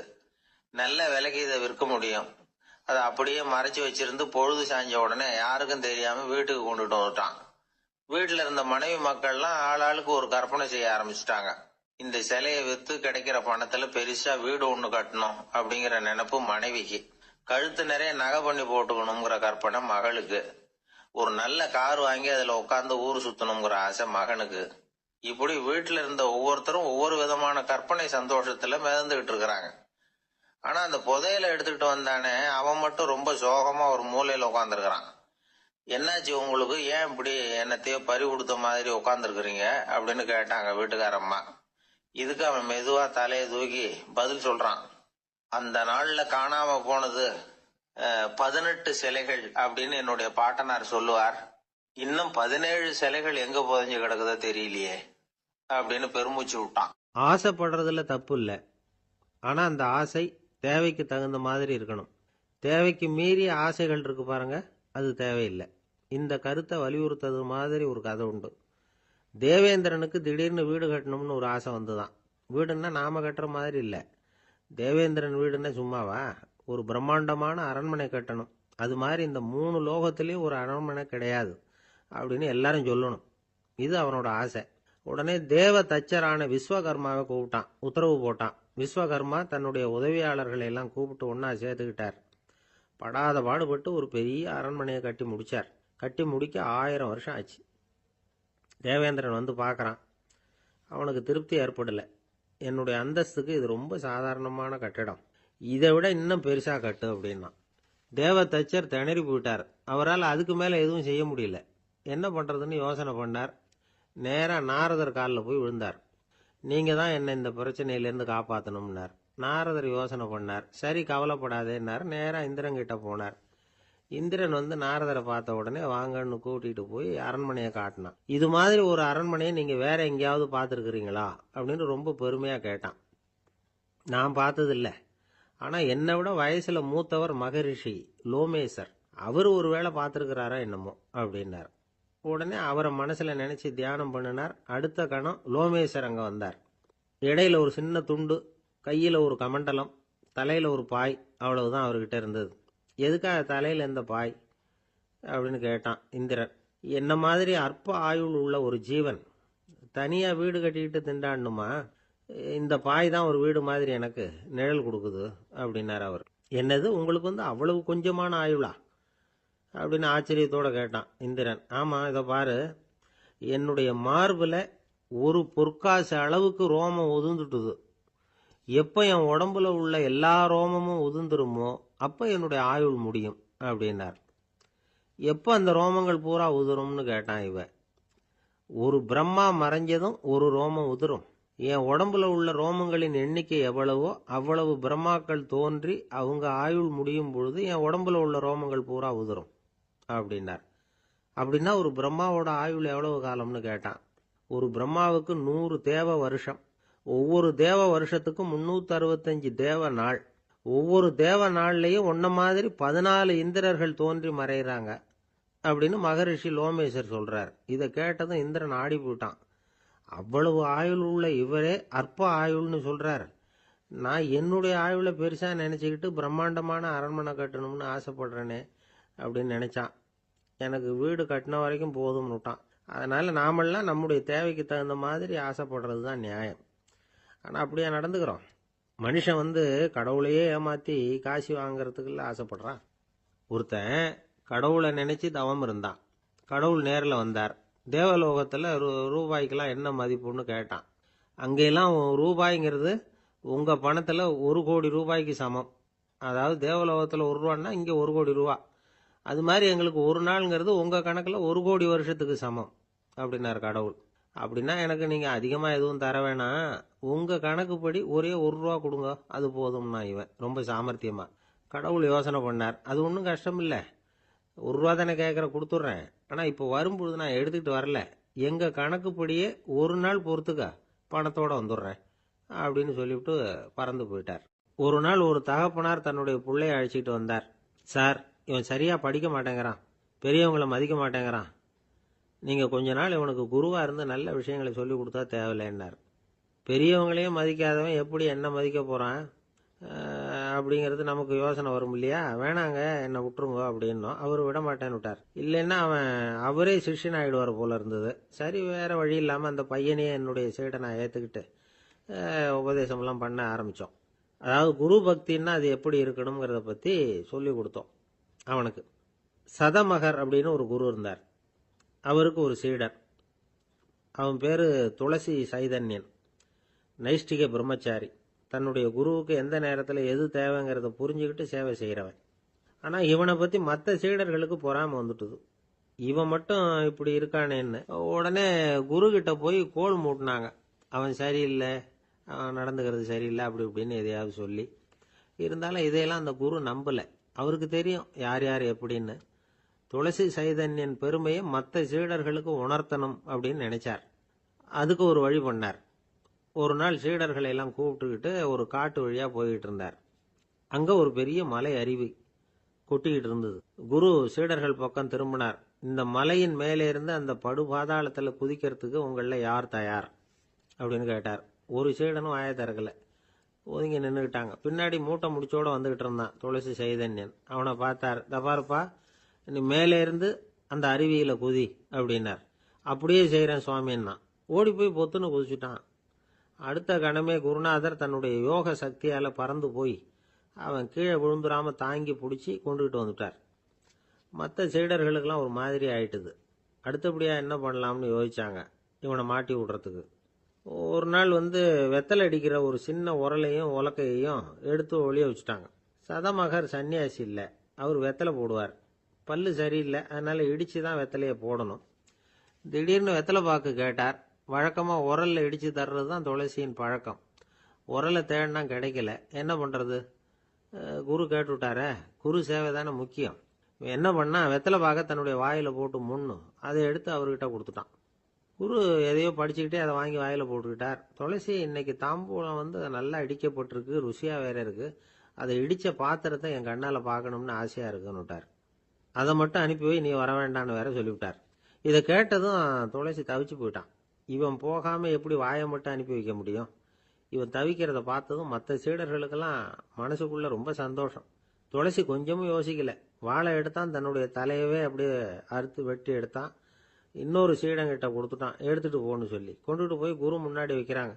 அந்த தலையில வாய் திறந்துருக்கு, வெத்தலை போட்டு முன்னு இருந்தது, தெரிஞ்சு போச்சு, சிவப்பா இருந்தது. அவனுடைய குரு பக்தியை இப்ப எல்லாரும் ஒத்துக்கிட்டாங்க.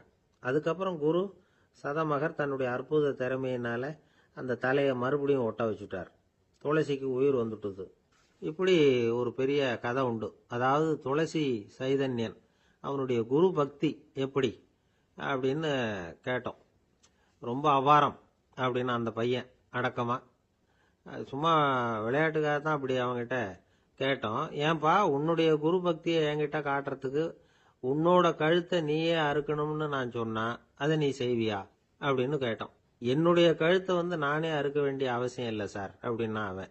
ஏண்டான்னு, அதே காரியத்தை தான் இனிமே நீங்க தினமும் செய்ய போறீங்களே சார் அப்படிங்கிறான்.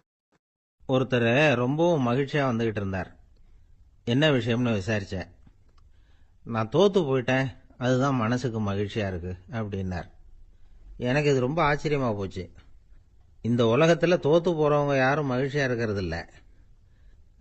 அப்படி இருக்கிறப்ப இவர் இப்படி சொல்றாரு, எங்க தோத்து போனீங்கன்னு கேட்டேன். அதுக்கப்புறம் தான் அவர் விவரமா சொன்னார். என்னோட 5 வயசு குழந்தையோட நான் விளையாடிக்கிட்டு இருந்தேன். அந்த விளையாட்டில் என் குழந்தை ஜெயிச்சுட்டுது, நான் தோத்து போயிட்டேன் அப்படின்னார் ரொம்ப உற்சாகமாக. நான் யோசித்து பார்த்தேன். அதாவது நாம் சின்ன குழந்தையா இருக்கிறப்போ எந்த விளையாட்டில் கலந்துக்கிட்டாலும் அதில் நாம தான் ஜெயிக்கணும்னு ஒரு வெறி நமக்குள்ளே இருக்கும். நம்மளை எதிர்த்து விளையாடுறவர் நல்லவரா கெட்டவரா, பெரியவரா சின்னவரா அப்படிங்கிறதெல்லாம் முக்கியம் கிடையாது. அவர் தோத்து போகணும், நாம ஜெயிக்கணும், அதுதான் முக்கியம். எதிரியை சந்தோஷப்படுத்த விளையாடுகிற கலை அப்ப நமக்கு தெரியறதில்ல. வாழ்க்கையில் ஒரு பக்குவம் வந்ததுக்கு அப்புறம் வெற்றி பெறணுங்கிற மன அழுத்தம் போயிடுது. போட்டியில் ஜெயிக்கணுங்கிறத விட குழந்தைய சந்தோஷப்படுத்தணுங்கிறது முக்கியமாக போச்சு. ஜெயிக்கணுங்கிற வெறி ஓடி போட்டுது. ஒரு குழந்தையா இருந்தப்போ நம்ம வளர்ச்சிக்கு உதவிய வெறி பெரியவனானதுக்கு பிறகு நமக்கு எதிரியா மாறுது. அதை சரியான சமயத்தில் நாம் புரிஞ்சுக்கிட்டோம்னா போதும், நாம் பொழைச்சிக்கலாம். ஒவ்வொரு மனுஷனுமே வாழ்க்கையோட அடுத்த கட்ட வளர்ச்சியில் அடி எடுத்து வைக்கிற நேரத்தில் தன்கிட்ட இருந்து ஏதோ ஒரு குணத்தை அல்லது தன் குணம் இருந்த ஏதோ ஒரு உறவை நாம் இழக்கத்தான் வேண்டியிருக்குது. ஒரு கட்டம் வரைக்கும் உதவியா இருந்த குணம் அடுத்த கட்டத்துக்கு தடையா கூட மாறிடலாம். இந்த பரிமாண மாற்றத்துக்கு உள்ளாகிற ஒவ்வொருத்தரும் பிரத்யட்சமா இதை உணர்றாங்க. ஆனா பல பேர் எப்படின்னா பழசை திறந்துட்டு புதிய கொள்கைகளை உருவாக்கிக்கிறதுக்கு இஷ்டம் இல்லாம இருந்துடுறாங்க, அல்லது அப்படி செய்ய முடியாம தவிக்கிறாங்க. இதையெல்லாம் மீறி அந்த பழசை திறந்துட்டா அதை இழந்ததால உண்டாகிற மன அழுத்தம் சில காலத்துக்கு வருத்திக்கிட்டு தான் இருக்கும், வேற வழி இல்லை. ஆரோக்கியமான ஒரு முன்னேற்றத்துக்காக அந்த மன அழுத்தத்தை தாங்கிக்கத்தான் வேணும் அப்படிங்கிறாரு அந்த உலக புகழ்பெற்ற மேதை ஒருத்தர், இந்த ஸ்காட் பெக் அப்படிங்கிறவர். பிறந்த நாள் முதல் இதுதான் சரி அப்படின்னு கற்பிக்கப்பட்டு வந்த ஒவ்வொரு தத்துவத்தையும் தங்களுடைய வளர்ச்சிக்கு தகுந்த மாதிரி மாற்றி அர்த்தப்படுத்திக் கொள்ள முடியாமல் வாழ்க்கை சூழல்ல அப்படியே அரைப்பட்டு தூளாகிறவர்கள் தான் ரொம்ப தவிக்கிறாங்களாம். இதுதான் அவருடைய கருத்து. பெரும்பாலும் மனிதர்களுடைய நடுத்தர வயசுல, அதாவது 30 தாண்டுகிற சமயத்துல தான் இந்த தவிப்பு உண்டாவதுதான். இதை தான் மேற்கத்திய நாடுகளில் அடிக்கடி மிட் லைஃப் கிரைசிஸ் அப்படின்னு சொல்றாங்க. அப்பப்போ பழசையெல்லாம் தொலைச்சி விட்டு புதுசா பிறக்கிறதுக்கு கத்துக்கணும். ஒவ்வொரு நிமிஷத்தையும் அந்த நிமிஷத்துக்கு ஏற்ற சித்தாந்தம் கொண்டவர்களாக சந்திப்போம் அப்படிங்கிறார் அந்த உளவியல் நிபுணர். இப்படி பழகிக்கிட்டா வாழ்க்கை இன்பமயம், இல்லைன்னா தவிப்பு மயம்தான். பழசை தொலைக்க முடியாதவர்களில் எத்தனையோ பேர் உண்டு, எத்தனையோ ரகம் உண்டு. அதில் வேடிக்கையான நண்பர்களும் உண்டு. ஒருத்தர் நண்பர் வீட்டுக்கு போனார். அவர் ஏதோ இனிப்பு பலகாரம் கொடுத்து சாப்பிட சொல்லியிருக்கிறாங்க அவங்க வீட்டில். இவர் சாப்பிட்டு பார்த்துட்டு சொன்னாராம், சார் 6 மாசத்துக்கு முன்னாடி ஒரு தடவை இங்கே வந்தேன், அப்போ ஒரு இனிப்பு பலகாரம் கொடுத்தீங்க, அது இதை விட நல்லா இருந்தது சார் அப்படின்னாராம். அப்ப செஞ்ச அதே இனிப்பு பலகாரம் தான் சார் இதுவும் அப்படின்னாராம் அவர். 9வது பாடல். தூமணி மாடத்து சுற்றும் விளக்கெரிய தூபம் கமழ துயிலணை மேல் கண் வளரும் மாமன் மகளே, மணிக்கதவும் தாழ்த்திரவாய் மாமீர் அவளை எழுப்பீரோ, உன்மகள்தான் ஊமையோ அன்றிச் செவிடோ அனந்தலோ ஏமப் பெருந்துயில் மந்திரப்பட்டாளோ, மாமாயன் மாதவன் வைகுந்தன் என்றென்று நாமும் பலவும் நவின்றேலோர் எம்பாவாய். அப்பழுக்கற்ற தூய்மையான பரிசுத்தமான மாட மாளிகைகளைச் சுற்றிலும் 4 பக்கங்களிலும் விளக்குகள் ஒளிவிட்டு பிரகாசித்து எரிந்து கொண்டிருக்கவும், அம்மாளிகையைச் சுற்றிலும் அகில் சந்தனம் போன்ற வாசனைப் பொருள்களின் நறுமணம் எங்கும் கமழவும், நல்ல பஞ்சடைத்த மெத்தையில் கண்ணுறக்கம் கொள்ளும் எங்கள் மாமன் மகளே, மாணிக்கங்கள் பதிக்கப் பெற்ற உன் வீட்டு கதவின் தாழ்பாளை திறக்க மாட்டாயா? திறந்து விரைவில் எங்களுடன் சேர்ந்து கொள்ள மாட்டாயா? மாமிகளே, நீங்களாவது அவளை எழுப்பிவிட மாட்டீர்களா? விடிந்து எவ்வளவு நேரமாகிவிட்டது, நாங்கள் இவ்வளவு நேரம் அவளை அழைத்து கொண்டிருக்கிறோமே, அவளுக்கு என்ன ஆயிற்று? ஒரு வார்த்தை கூட பதில் கூற மாட்டேன் என்கிறாளே, அவள் என்ன பேசும் திறனற்ற ஊமையா? அல்லது நாங்கள் அழைப்பது அவளுக்கு கேட்கவில்லையா, காது கேட்கவில்லையா? அல்லது ஆழ்ந்த பேருறக்கத்தில் படுத்து கிடக்கிறாளா? அல்லது யாரேனும் கட்டுப்படுத்தி அவளை பெருந்துயில் கொள்ளுமாறு செய்து விட்டார்களா? அல்லது ஏதேனும் மந்திரம் மாயம் செய்திருக்கிறார்களா? அதன் வசம் கட்டுப்பட்டு இப்படி பேருறக்கம் கொண்டு கிடக்கிறாளே. நாங்கள் அந்த மாமாய செயல்களில் வல்லவனும் மிகுந்த தவமுடைய இலக்குமியின் கணவனும் வைகுண்டத்திற்கு அதிபதியுமான நாராயணன் பெயரை திரும்ப திரும்ப சொல்லி பக்தி பரவசத்தில் ஈடுபட்டு அவளை அழைக்கிறோமே, அவள் ஏன் இன்னும் எழுந்து வந்து கதவை திறந்து எங்களுடன் சேர்ந்து இறைவன் திருப்பெயரை சொல்லி வழிபட மாட்டேன் என்கிறாள்? நீங்களாவது கேட்டுச் சொல்லுங்களேன் என்கிறார்கள். இந்த பாடலின் திரண்ட பொருள் இது. தூமணி மாடத்து சுற்றும் விளக்கெரிய. விளக்கு எரிப்பதற்கே நிறைய செல்வம் இருக்க வேண்டும். இது சீர்மல்கும் ஆய்பாடி செல்வச் சிறுமியர்கள் வாழுகிற இடம். அந்த வீட்டினுடைய அமைப்பு எப்படி இருக்கிறது? தூய்மையான ரத்தின மணிகள் அப்படியே பதிந்து வைத்திருக்கிறார்கள். ஒரு குறிப்பு எழுதுகிறார்கள், அரசர்கள் அந்தப்புறத்திற்கு சிறந்த மணியை கொண்டு அற்புதமான கட்டடத்தை அமைப்பார்களாம். அங்கு வேண்டாம் என்று ஒதுக்கப்பட்ட கற்களை கொண்டுதான் அரண்மனையையே கட்டுவார்களாம். இது துவளில் மண்டபம், அது தூமணி மாடம் என்று அதற்கு ஒரு விளக்கம் சொல்கிறார்கள். ஆக இழைத்து இழைத்து தூய்மையான மணியினை கொண்டு வந்து கட்டியிருக்கிறார்கள். அது ரத்தின மணி. இந்த பெண் எழுந்திருந்திருக்க வேண்டும், எழுந்திருக்கவில்லை. ஒரு வித்தியாசம் இருக்கிறது. ஒரு குடும்பம் விழிப்பதற்கு முன்பு விழிக்க வேண்டியவள் அந்த வீட்டில் இருக்கிற பெண். ஏனென்றால் ஆண் எழுந்தால் அவனை மட்டும்தான் சுத்தம் செய்து கொள்கிறான். பெண் எழுந்தால் அந்த வீடே சுத்தமாகிறது என்று ஒரு பொன்மொழி சொல்வார்கள். எனவே ஒரு பெண்ணாகி இருக்கிறவள் இப்படி உறங்கிக் கொண்டிருக்கலாமா? தூமணி மாடத்து சுற்றும் விளக்கெரிய. 4 புறங்களிலும் நல்ல விளக்கு எரிந்து கொண்டிருக்கிறது. அது மட்டுமல்ல, அகில் சந்தனம் போன்ற நறுமண புகை வீசுகிறது. தூபம் கமழ. செல்வச் செழிப்பு. துயிலணை மேல் கண் வளரும். அது தூங்குவதற்காகவே அமைக்கப்பட்டிருக்கிற ஒரு பெரிய மெத்தை. அதாவது அந்த மெத்தையை பார்த்தாலேயே வா வா வா வந்து படு என்று அழைப்பதை போல 5 விதமான சிறப்புகள் அமைந்திருக்கக்கூடிய பஞ்சனை அது. அதில் அழகு இருக்கிறது, மென்மை இருக்கிறது, குளிர்ச்சி இருக்கிறது, சுகம் இருக்கிறது. அப்படிப்பட்ட அருமையான அந்த பஞ்சனையின் மீது அவள் படுத்திருக்கிறாள். தமிழிலே தூங்குகிறார்கள் என்று சொல்ல மாட்டார்கள், கண்வளராய் என்று சொல்வார்கள், மங்களம் கருதி. ஏன்னால் தூங்கிவிட்டார் என்றால் அமங்கலமாகிவிடுமே என்பதற்காக கண்வளராய் என்று சொல்லை பயன்படுத்துவது வழக்கம். சின்ன வயதிலிருந்து குழந்தை கண் வளருது என்று ஒரு வார்த்தை சொல்வார்கள். அதில் ஒரு விஞ்ஞான குறிப்பே இருக்கிறது. உண்மையிலேயே கர்ப்பத்தில் குழந்தை தூங்குவதால் தான் வளருகிறது. அது ஒரு 10 மாத காலம் தாயின் கர்ப்பத்தில் கண் திறக்காது. கண் திறந்து விட்டால் ஊமை, அது விதவிதமான குறைபாடு உடைய ஊனமான குழந்தையா வந்து பிறக்கும் என்று விஞ்ஞான குறிப்பு இருக்கிறது. அந்த குழந்தை கண்களை மூடிக்கொண்டு தூங்கி கொண்டே இருக்கும். அதில் என்ன ஆச்சரியம் என்று கேட்டால், அப்போதான் அது வளருகிறது. ஒரு புள்ளியிலிருந்து ஒரு குழந்தையாக முழுமையாக வளருகிறது. அந்த கண் வளருதல் என்பதிலே தூங்கும் போது வளர்ச்சி நிகழ்கிறது என்கின்ற ஒரு குறிப்பு இருக்கிறது. மனிதனுக்கு கூட தூக்கம் அவசியம். ஏன்னா உடம்பில் இருக்கிற செல்கள் தங்களை புதுப்பித்துக் கொள்வதற்கு மனிதன் தூங்க வேண்டியிருக்கிறது. அடுத்து உறவு சொல்லி அழைக்கிறாள். மாமன் மகளே. இவள் அந்தணகுல பெண் என்றாலும் ஆயர் குலமகளாக ஆகும் விருப்பத்தின் காரணமாக ஒரு சம்பந்தத்தை ஏற்படுத்தி கொள்கிறாளாம். இதை உரையாசிரியர்கள் எழுதும்போது ஒரு அழகான வாக்கியமாக குறிப்பிடுகிறார்கள். திருவாய்ப்பாடியிலே ஒரு பிரகிருதி சம்பந்தம் தனக்கு உஜ்ஜீவன ஹேதுவாக ஆண்டாள் ஆசைப்பட்டபடி. அழகிய மணவாள பெருமாள் நாயனாருடைய வியாக்கியானத்திலே திருவாய்ப்பாடியிலே ஒரு பிரகிருதி சம்பந்தம் தனக்கு உஜ்ஜீவன ஹேதுவாக ஆண்டாள் ஆசைப்பட்டபடி மாமன் மகளே என்று உறவு சொல்லி அவள் அழைக்கிறாள். மணிக்கதவம் தாழ்த்திரவாய். அது உள்ளிருப்பது வெளியே தெரியும்படி அமைக்கப்பட்டிருக்கிற ஒரு வீடு. அவள் எப்படி தூங்குகிறாள் என்பது கூட வெளியே தெரிகிறது. அந்த கட்டில், அந்த மெத்தை, அந்த விளக்கு எரிகிறது. இந்த பாடலே மிக ரசமான ஒரு பாடல். திருப்பாவையில் 30 பாட்டு அழகு என்று சொன்னால் இந்த பாட்டுக்கு என்று தனியான ஒரு ரசனை உலகத்தில் தனியான ஒரு கூட்டமே உண்டு.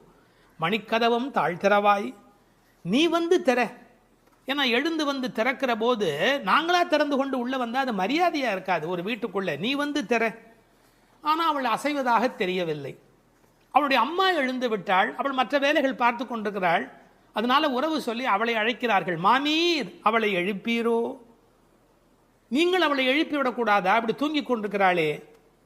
உன் மகள்தான் தன்னுடைய தோழியினுடைய தாயை பார்த்து சொல்கிறாள், உன் மகள்தான் ஊமையோ அன்றி செவிடோ. என்ன பொருள் தெரியுமா? பேச்சு வராதவர்கள் என்று பொருள் அல்ல, ஊமை என்ற சொல்லுக்கு இறை நாமம் சொல்லாதவர் என்று பொருள் என்று எழுதுகிறார். இறைவனுடைய நாமத்தை சொல்ல வேண்டிய சந்தர்ப்பத்தில் சொல்லவில்லை என்றால் பிறகு நாக்கிருந்து என்ன பையன்? பேசாத நாளெல்லாம் பிறவா நாளே என்பார்கள் அல்லவா. உண்ணா நாள் என்பது இந்த உலகத்தில் சாப்பிடாத நாள் அல்ல, உன்னை வணங்காத நாள் தான் உண்மையிலேயே உண்ணா நாள் என்று குறிப்பிடுவார்கள். ஊமையோ அன்றி செவிடோ என இறைவன் புகழ் கேளாத செவி என்ன செவியே என்று சிலப்பதிகாரம் பேசும். இந்த பெருமானுடைய புகழை நாங்கள் சொல்லுகிறோம், அவள் காதிருந்தும் கேட்கவில்லையே. நேற்று வரை நன்றாக பேசினாளே, இன்று என்ன ஊமையாகிவிட்டாளா? அழைப்பு அவள் காதில் போய் விழவில்லையா? அல்லது இரண்டுமே அவளுக்கு இணைந்து விட்டதா? சோம்பல் வயப்பட்டாளா? யாரேனும் மந்திரம் மாயம் செய்து விட்டார்களா? என்ன நடந்து விட்டது? ஊமையோ அன்றி செவிடோ மாமாயன் மாதவன் வைகுந்தன் என்றென்று நாமும் பலவும் நவின்றேலோர் எம்பாவாய் ஏன்னா மந்திர துயில் பட்டாளே. இப்படி அவள் பிடிவாதமான ஒரு தூக்கத்தில் போய் மாட்டிக்கொண்டு இருக்கிறாளே. நாங்கள் அழைக்கிறோம், எதை சொல்லி அழைக்கிறோம்? மாமாயன், மகா மாயையில் வல்லவனாகிய பெருமான். மாதவன் நம்முடைய சாதாரண தவம் அல்ல, எல்லா தவங்களுக்கும் அப்பாற்பட்ட பெரும்பொருள். அந்த தவத்தால் அடைய வேண்டியவன் கருணையினால் தானாகவே நம்மிடத்தில் வருவதால் அவன் மாதவன். வைகுந்தத்தில் இருக்கிறவன் என்றாலும் கருணை காரணமாக ஒவ்வொரு கோயிலிலும் அர்ச்சாவதாரத்தில் எழுந்தருளி இருக்கின்றவன். வைகுண்டபதி என்றாலும் இந்த பூமிக்கு கிடைக்கிறவன். வைகுந்தன் என்றென்று நாமும் பலவும் நவின்று. உண்மையிலேயே திருப்பாவையினுடைய நோக்கமே இறைவனுடைய நாமத்தை பல வகையில் சொல்வது. இறைவனுடைய நாமத்துக்கு மிகுந்த சக்தி அதிகம். கட்டிப்பொன் போலே அவன், பணிப்பொன் போலே திருநாமம் என்று உரை எழுதுவார்கள். அதாவது தங்கத்தில் ஒரு பெரிய கட்டி இருந்தால் கூட அதை வைத்துக்கொண்டு என்ன பண்ணுவது? ஆனால் பணிக்கப்பட்ட பொன், வளைக்கப்பட்ட பொன்னாக இருந்தால் அது பல சமயத்தில் ஆபத்துக்கு உதவும். ஒரு மோதிரமாக இருந்தால் அடகு கடையில் வைத்து கூட ஒரு ஆபத்திலேருந்து வெளியில் வரலாம். இறைவன் வைகுந்தத்திலே இருக்கிறான் என்று சொன்னால் கட்டிப்பொன் போலே, ஆனால் பணிப்பொன் போலே அவனுடைய திருநாமம், நாமம் பலவும். இன்னும் கூட நிறைய விளக்கங்கள் சொல்வார்கள். இறைவனுடைய நாமம் இறைவனை விட செல்வாக்கு உடையது என்று. ஒரு வங்கிக்கு போகிறோம், செக்கில் கையெழுத்து போட்டு கொடுத்தா நம்ம கையெழுத்துக்கு தான் அதிக பலம் இருக்குமே ஒழிய நாமே போய் நின்று கொண்டு பணம் கொடுன்னு கேட்டால் கூட கொடுக்கறதுக்கு யோசிப்பா. எப்படி கொடுப்பார்கள்? கையெழுத்துக்கு அவ்வளோ பெரிய சக்தி இருக்கிறது. அதுபோல் நாமும் இறைவனை காட்டிலும் வலிமை உடையது என்று ஒரு குறிப்பு சொல்வார்கள். ஒரு சின்ன வரலாறு. காஞ்சி மகா சுவாமிகள் உடல்நலக் குறைவு மாதிரி ஜுரத்தில் இருக்கிறார்கள். மருத்துவர் வர சொன்னார்கள். அவர் உடனே மருந்தெல்லாம் கொடுக்க வேண்டி இருக்குமோ என்ற எண்ணத்தில் அவர் வந்தார். உன்னை யார் இப்படிலாம் வர சொன்னா?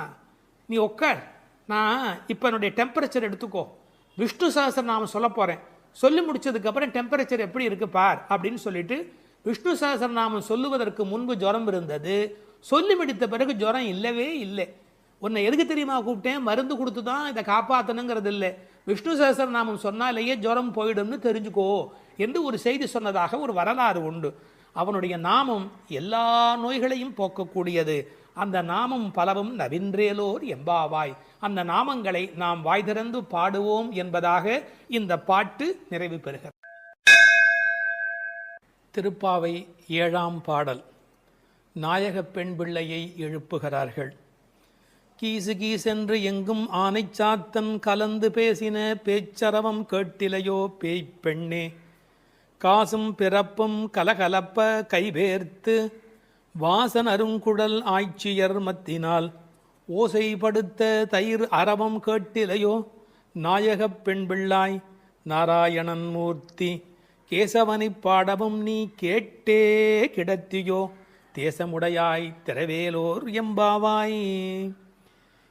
எங்கள் குழுவுக்கு தலைவியானவளே, நல்ல அழகுடையவளே, கீசு கீசென்று ஆனைச்சாத்தன் பறவைகள் ஆணும் பெண்ணுமாய் தமக்குள் இன்பமாய் பேசிக்கொள்ளும் பேச்சு உன் காதில் விழவில்லையா?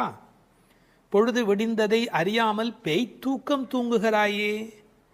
நறுமணம் பொருந்திய குழல்களை உடைய ஆயர் மகளிர் அச்சுத்தாலியும் ஆமைத்தாலியும் ஒலிக்கும்படி தமது கைகளை மாற்றி மாற்றி மத்தினால் தயிர் கடையும் பெரிய ஒலி உன் காதில் விழவில்லையா? உயிர்களின் உள்ளும் புறமும் நிறைந்துள்ள நாராயணன், அழகிய வடிவை உடையவன், நமது ஆயர்பாடியில் கண்ணனாக வந்து தன்னை கொல்ல வந்த கம்சன் விடுத்த கேசி என்ற அரக்கனை கொன்று கேசவன் என்று பெயர் பெற்றவன். அவனது புகழை இந்த மார்கழி விடியற்காலையில் நாங்கள் பாடி வருவதை காதால் கேட்டும் கேளாதது போல் படுக்கையில் கிடக்கிறாயே, இது உன் பெருமைக்கு அழகல்ல, எழுந்து கதவை திற. இது பாடலின் திரண்ட பொருள். கரிச்சான் குஞ்சு, கரிக்குருவி, வலியன், செம்போத்து என்றெல்லாம் அழைக்கப்படுகிற அந்த குருவிகள் ஆனைச்சாத்தன் என்ற பெயருடையவை. அவை ஒன்றோடு ஒன்று கலந்து பேசுகிற போது கீசு கீசு என்று ஒலி எழுப்புகின்றன. பறவைகளுடைய ஒலி கிசு கிசு என்று இருந்தாலும் அது கிருஷ்ண கிருஷ்ண என்று சொல்லுவதைப் போல பக்தர்கள் காதில் விழுகிறது. ஒரு இயற்கை ஒலியை பாடலில் கொண்டு வந்து காட்டுகிறார் ஆண்டாள் நாச்சியார். இயற்கை எழிலை முழுமையாக படம் பிடிக்கிறார். ஏன்? Nature is the body language of the god the almighty. கடவுளின் உடல் மொழி எது என்று கேட்டால் இயற்கைதான் கடவுளின் உடல் மொழி. இந்த உலகம் பல சப்தங்களால் ஆனது. ஆனால் நமக்கு எந்த சப்தம் வேண்டுமோ அதைத்தான் நாம் கிரகித்துக் கொள்கிறோம். நமக்குரிய சப்தத்தை பிரித்தெடுப்பதுதான் வாழ்க்கையின் சூட்சமமே. வானொலி பெட்டியில் பாருங்கள், விதவிதமான அலைவரிசையில் பாடல் வரும், நாடகம் வரும், எத்தனையோ வரும், விளம்பரம் வரும். நீங்கள் எதை பிரித்து கேட்கிறீர்களோ அதுவே உங்களுக்குள் போகிறது. அதுபோல் பிரபஞ்சம் முழுவதும் பல்வேறு சப்தத்தால் நிறைந்திருந்தாலும் அவரவர்கள் அவரவருக்கு உரிய சப்தத்தை தான் எடுத்துக்கொள்ள முடியும். இந்த ஆனைச்சாத்தன் கலந்து பேசின பேச்சரவம் என்கிறாள். கணவன் மனைவி கூட பல வீட்டில் கலந்து பேசுவது இல்லை. ஆனால் இந்த பறவை பட்சிகளுடைய பண்பாடு காலையில் எழுந்தவுடன் மகிழ்ச்சியை வெளிப்படுத்துகின்றன. மனிதன் காலையில் எழுகிற போது மகிழ்ச்சியோடு எழ வேண்டும். நேற்று இரவு தூங்கினோம், அது ஒரு பெரிய விஷயம். இன்று காலை உயிரோடு எழுந்திருக்கிறோம், அதுவும் பெரிய விஷயம். அதனால் மகிழ்ச்சியோடு அந்த மகிழ்ச்சியை கடவுளுக்கு நன்றி சொல்வதைப் போல பறவை பட்சிகள் சப்தஜாலம் எழுப்புகின்றன. அவை பேசின பேச்சரவம் என்று ஒரு வார்த்தை பயன்படுத்துகிறார். பேச்சு என்பது தெளிவானது, அரவம் என்பது ஒலியை குறிப்பது, ஓசையை குறிப்பது. பெரிய சப்தத்துக்கு அரவம் என்று பொருள் வரும். இவர்கள் தனித்தனியாக பேசுகிறார்கள், மொத்தமாக கேட்கிற போது சப்தம் மட்டும்தான் கேட்கிறது. எதையுமே கூட்டமாக குழப்பிக்கொண்டால் நமக்கு புரிய போவதில்லை. கூர்ந்து தனியாக கவனித்தால்தான் பேச்சு கிடைக்கும், இல்லை என்றால் அரவம் தான் கிடைக்கும். பேசின பேச்சரவம் கேட்டிலையோ பேய்ப்பெண்ணே. இந்த பாடல்ல மோனை பேசின பேச்சரவம் கேட்டிலையோ பேய் பெண்ணே, அந்த பகரம் மோனையாக அமைந்திருப்பது ஒரு பெரிய அழகு. நீங்கள் உண்மையில் நல்ல விழிப்பில் இருந்தால், காலையில் மகிழ்ச்சியாக இருந்தால், பறவைகளின் குரல் மட்டுமல்ல, அவை தங்கள் சிறகுகளை சிலுசிலுப்பதை கூட நம்மால் கவனிக்க முடியும். அப்படி இவர்கள் அந்த ஆனைச்சாத்தனுடைய ஒலியை கேட்டு மகிழ்கிறார்கள். முதலிலே ஒன்னிரண்டு ஒலி எழுப்பியது, அதனால் கேட்கவில்லை என்று இந்த உள்ளே படுத்திருக்கிறவள் சொல்ல முடியும். அடி ஒன்று ரெண்டு அல்ல, இப்போது அரவம் பெரிதாக கூச்சல் போடுகிறதே, உனக்கு புரியவில்லையா என்ற அர்த்தத்தில் பேசின பேச்சரவம் என்றார்கள். இவள் உறக்கத்தை பேய்ப்பெண்ணே, பேய்போல் தூங்குகிறாயே என்று கேட்கிறார்கள். உண்மையிலே பேயாய் அலைகிறான் என்றுதான் சொல்வார்களே ஒழிய பேயாய் தூங்குகிறான் என்று சொல்ல மாட்டார்கள். ஒரே விஷயத்தில் தீவிரத்தன்மை காட்டுகிற போது என்ன இப்படி பேய் மாதிரி அலையரே என்று பேசுவது வழக்கம். இவள் தீவிரத்தன்மையினாலே, கண்ணன் மீது கொண்ட காதலினாலே இப்படி கிடக்கிறாளா, அல்லது தமஸ் என்கிற தாமத குணத்தின் காரணமாக இப்படி கிடக்கிறாளா? இது ஒரு பெரிய கேள்வி. சில பேர் ஒரு கோயில் குடமுழுக்குக்கு வேலை செய்வார்கள், பேயாக வேலை செய்வார்கள். அந்த குடமுழுக்கு வெற்றி பெறுவதற்கு வேண்டிய வகையில் அல்லும் பகலும் பாடுபட்டு கொண்டே இருப்பார்கள். குடமுழுக்கு வேளையில் போய் தூங்கி விடுவார்கள். இந்த உழைத்த களைப்பு காரணமாக அந்த கும்பாபிஷேகம் நடக்கிற போது போய் தூங்கி விடுவார்கள். அப்படி ஒருவேளை இன்றைக்கு நோன்புக்கு போகிறோமே, நீ இப்படி தூங்கலாமா? நாயக பெண்பிள்ளாய் முதலில் பேய்ப்பெண்ணே என்று அழைத்தவர்கள் பின்னாலே நாயக பெண்பிள்ளாய் தேசமுடையாய் என்று அழைக்கப் போகிறார்கள். பேய் என்றவுடன் தாழ்வாய் நினைத்துவிட வேண்டாம். பேயனாய் ஒழிந்தேன் எம்பெருமானுக்கே யானும் ஒரு பேயனே என்று குலசேகர ஆழ்வார் அருமையாக அதை வேறு ஒரு கோணத்தில் பாடி காட்டுகிறார். இவர்களை எழ ஒட்டாதபடிக்கு செய்வது எது என்றால், அந்த கண்ணன் மீது கொண்ட அளவற்ற காதல் அல்லது பிரேமை ஒரு காரணமாக இருக்கலாம். அடுத்த ஒரு ஓசையை வர்ணிக்கிறார், இயற்கையை சொல்லி நமக்கு புரிய வைக்கிறார். பெண்கள் தயிர் கடைகிறார்கள். அந்த பெரிய ஆய்ச்சிமார்கள் தயிர் கடைகிற போது அவர்கள் கழுத்தில் அணிந்திருக்கிற தாலி, அதுவும் காசும் பிறப்பும் கலகலப்ப கைவேர்த்து, அச்சுத்தாலி ஆமைத்தாலி என்பார்கள். இதை கொஞ்சம் புரிந்து கொள்வது கடினம். இளம் வயதிலிருந்தே பெண்களுக்கு தங்க காசு கொடுத்து கொண்டே வருவார்கள். அந்த தங்க காசு தான் பெண்ணுக்கு உண்மையிலேயே மிகப்பெரிய சீதனம். அவர்களுக்கு தங்கத்தின் மூலம் சேமிப்பு நிகழும். தங்கள் சேமிப்பை காசாக்கி கையிலே வைத்திருப்பார்கள். திருமணமாகி அடுத்த வீட்டுக்கு போகிற போது அவர்களுக்கு ஆமைத்தாலி, கொஞ்சம் புடைத்த மாதிரி 2 உருண்டையாக இருக்கும், அதற்கு ஆமைத்தாலி என்று பெயர். அந்த காசும் பிறப்பும் அது ரெண்டையுமே கழுத்திலே கோர்த்து போட்டிருப்பார்கள். மஞ்சள் கயிற்றில் இந்த காசையும் மாட்டிக்கொள்வார்கள். அதன் பிறகு இந்த ஆமைத்தாலி என்கின்ற அந்த உருண்டையான தாலியையும் மாட்டிக்கொள்வார்கள். அப்படி தயிர் கடைகிற போது ரெண்டும் ஒன்றோடு ஒன்று மோதி ஒரு பெரிய ஒலியை எழுப்புகிறது. என்ன டிராமாட்டிக்காக அதை கொண்டு வந்து நம்முடைய கண் முன்பாக காட்டுகிறாள் பாருங்கள். கண் முன்பாக அந்த காட்சி படப்பிடிப்பு போல வந்து நிற்கிறது. காலையில் வெண்ணெய் கடைகிறார்கள். ஏன் தெரியுமா?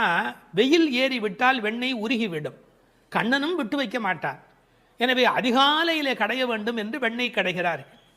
பகவான் ராமகிருஷ்ணர் ஓர் உதாரணம் சொல்லுகிறார். வெண்ணெய் கடைகிறவர்கள் விடியற்காலையில் கடைவார்கள். காரணம், வெயில் வந்து விட்டால் வெண்ணெய் இளகிவிடும். அதுபோல் பக்தி வர வேண்டிய வயது இளம் வயது.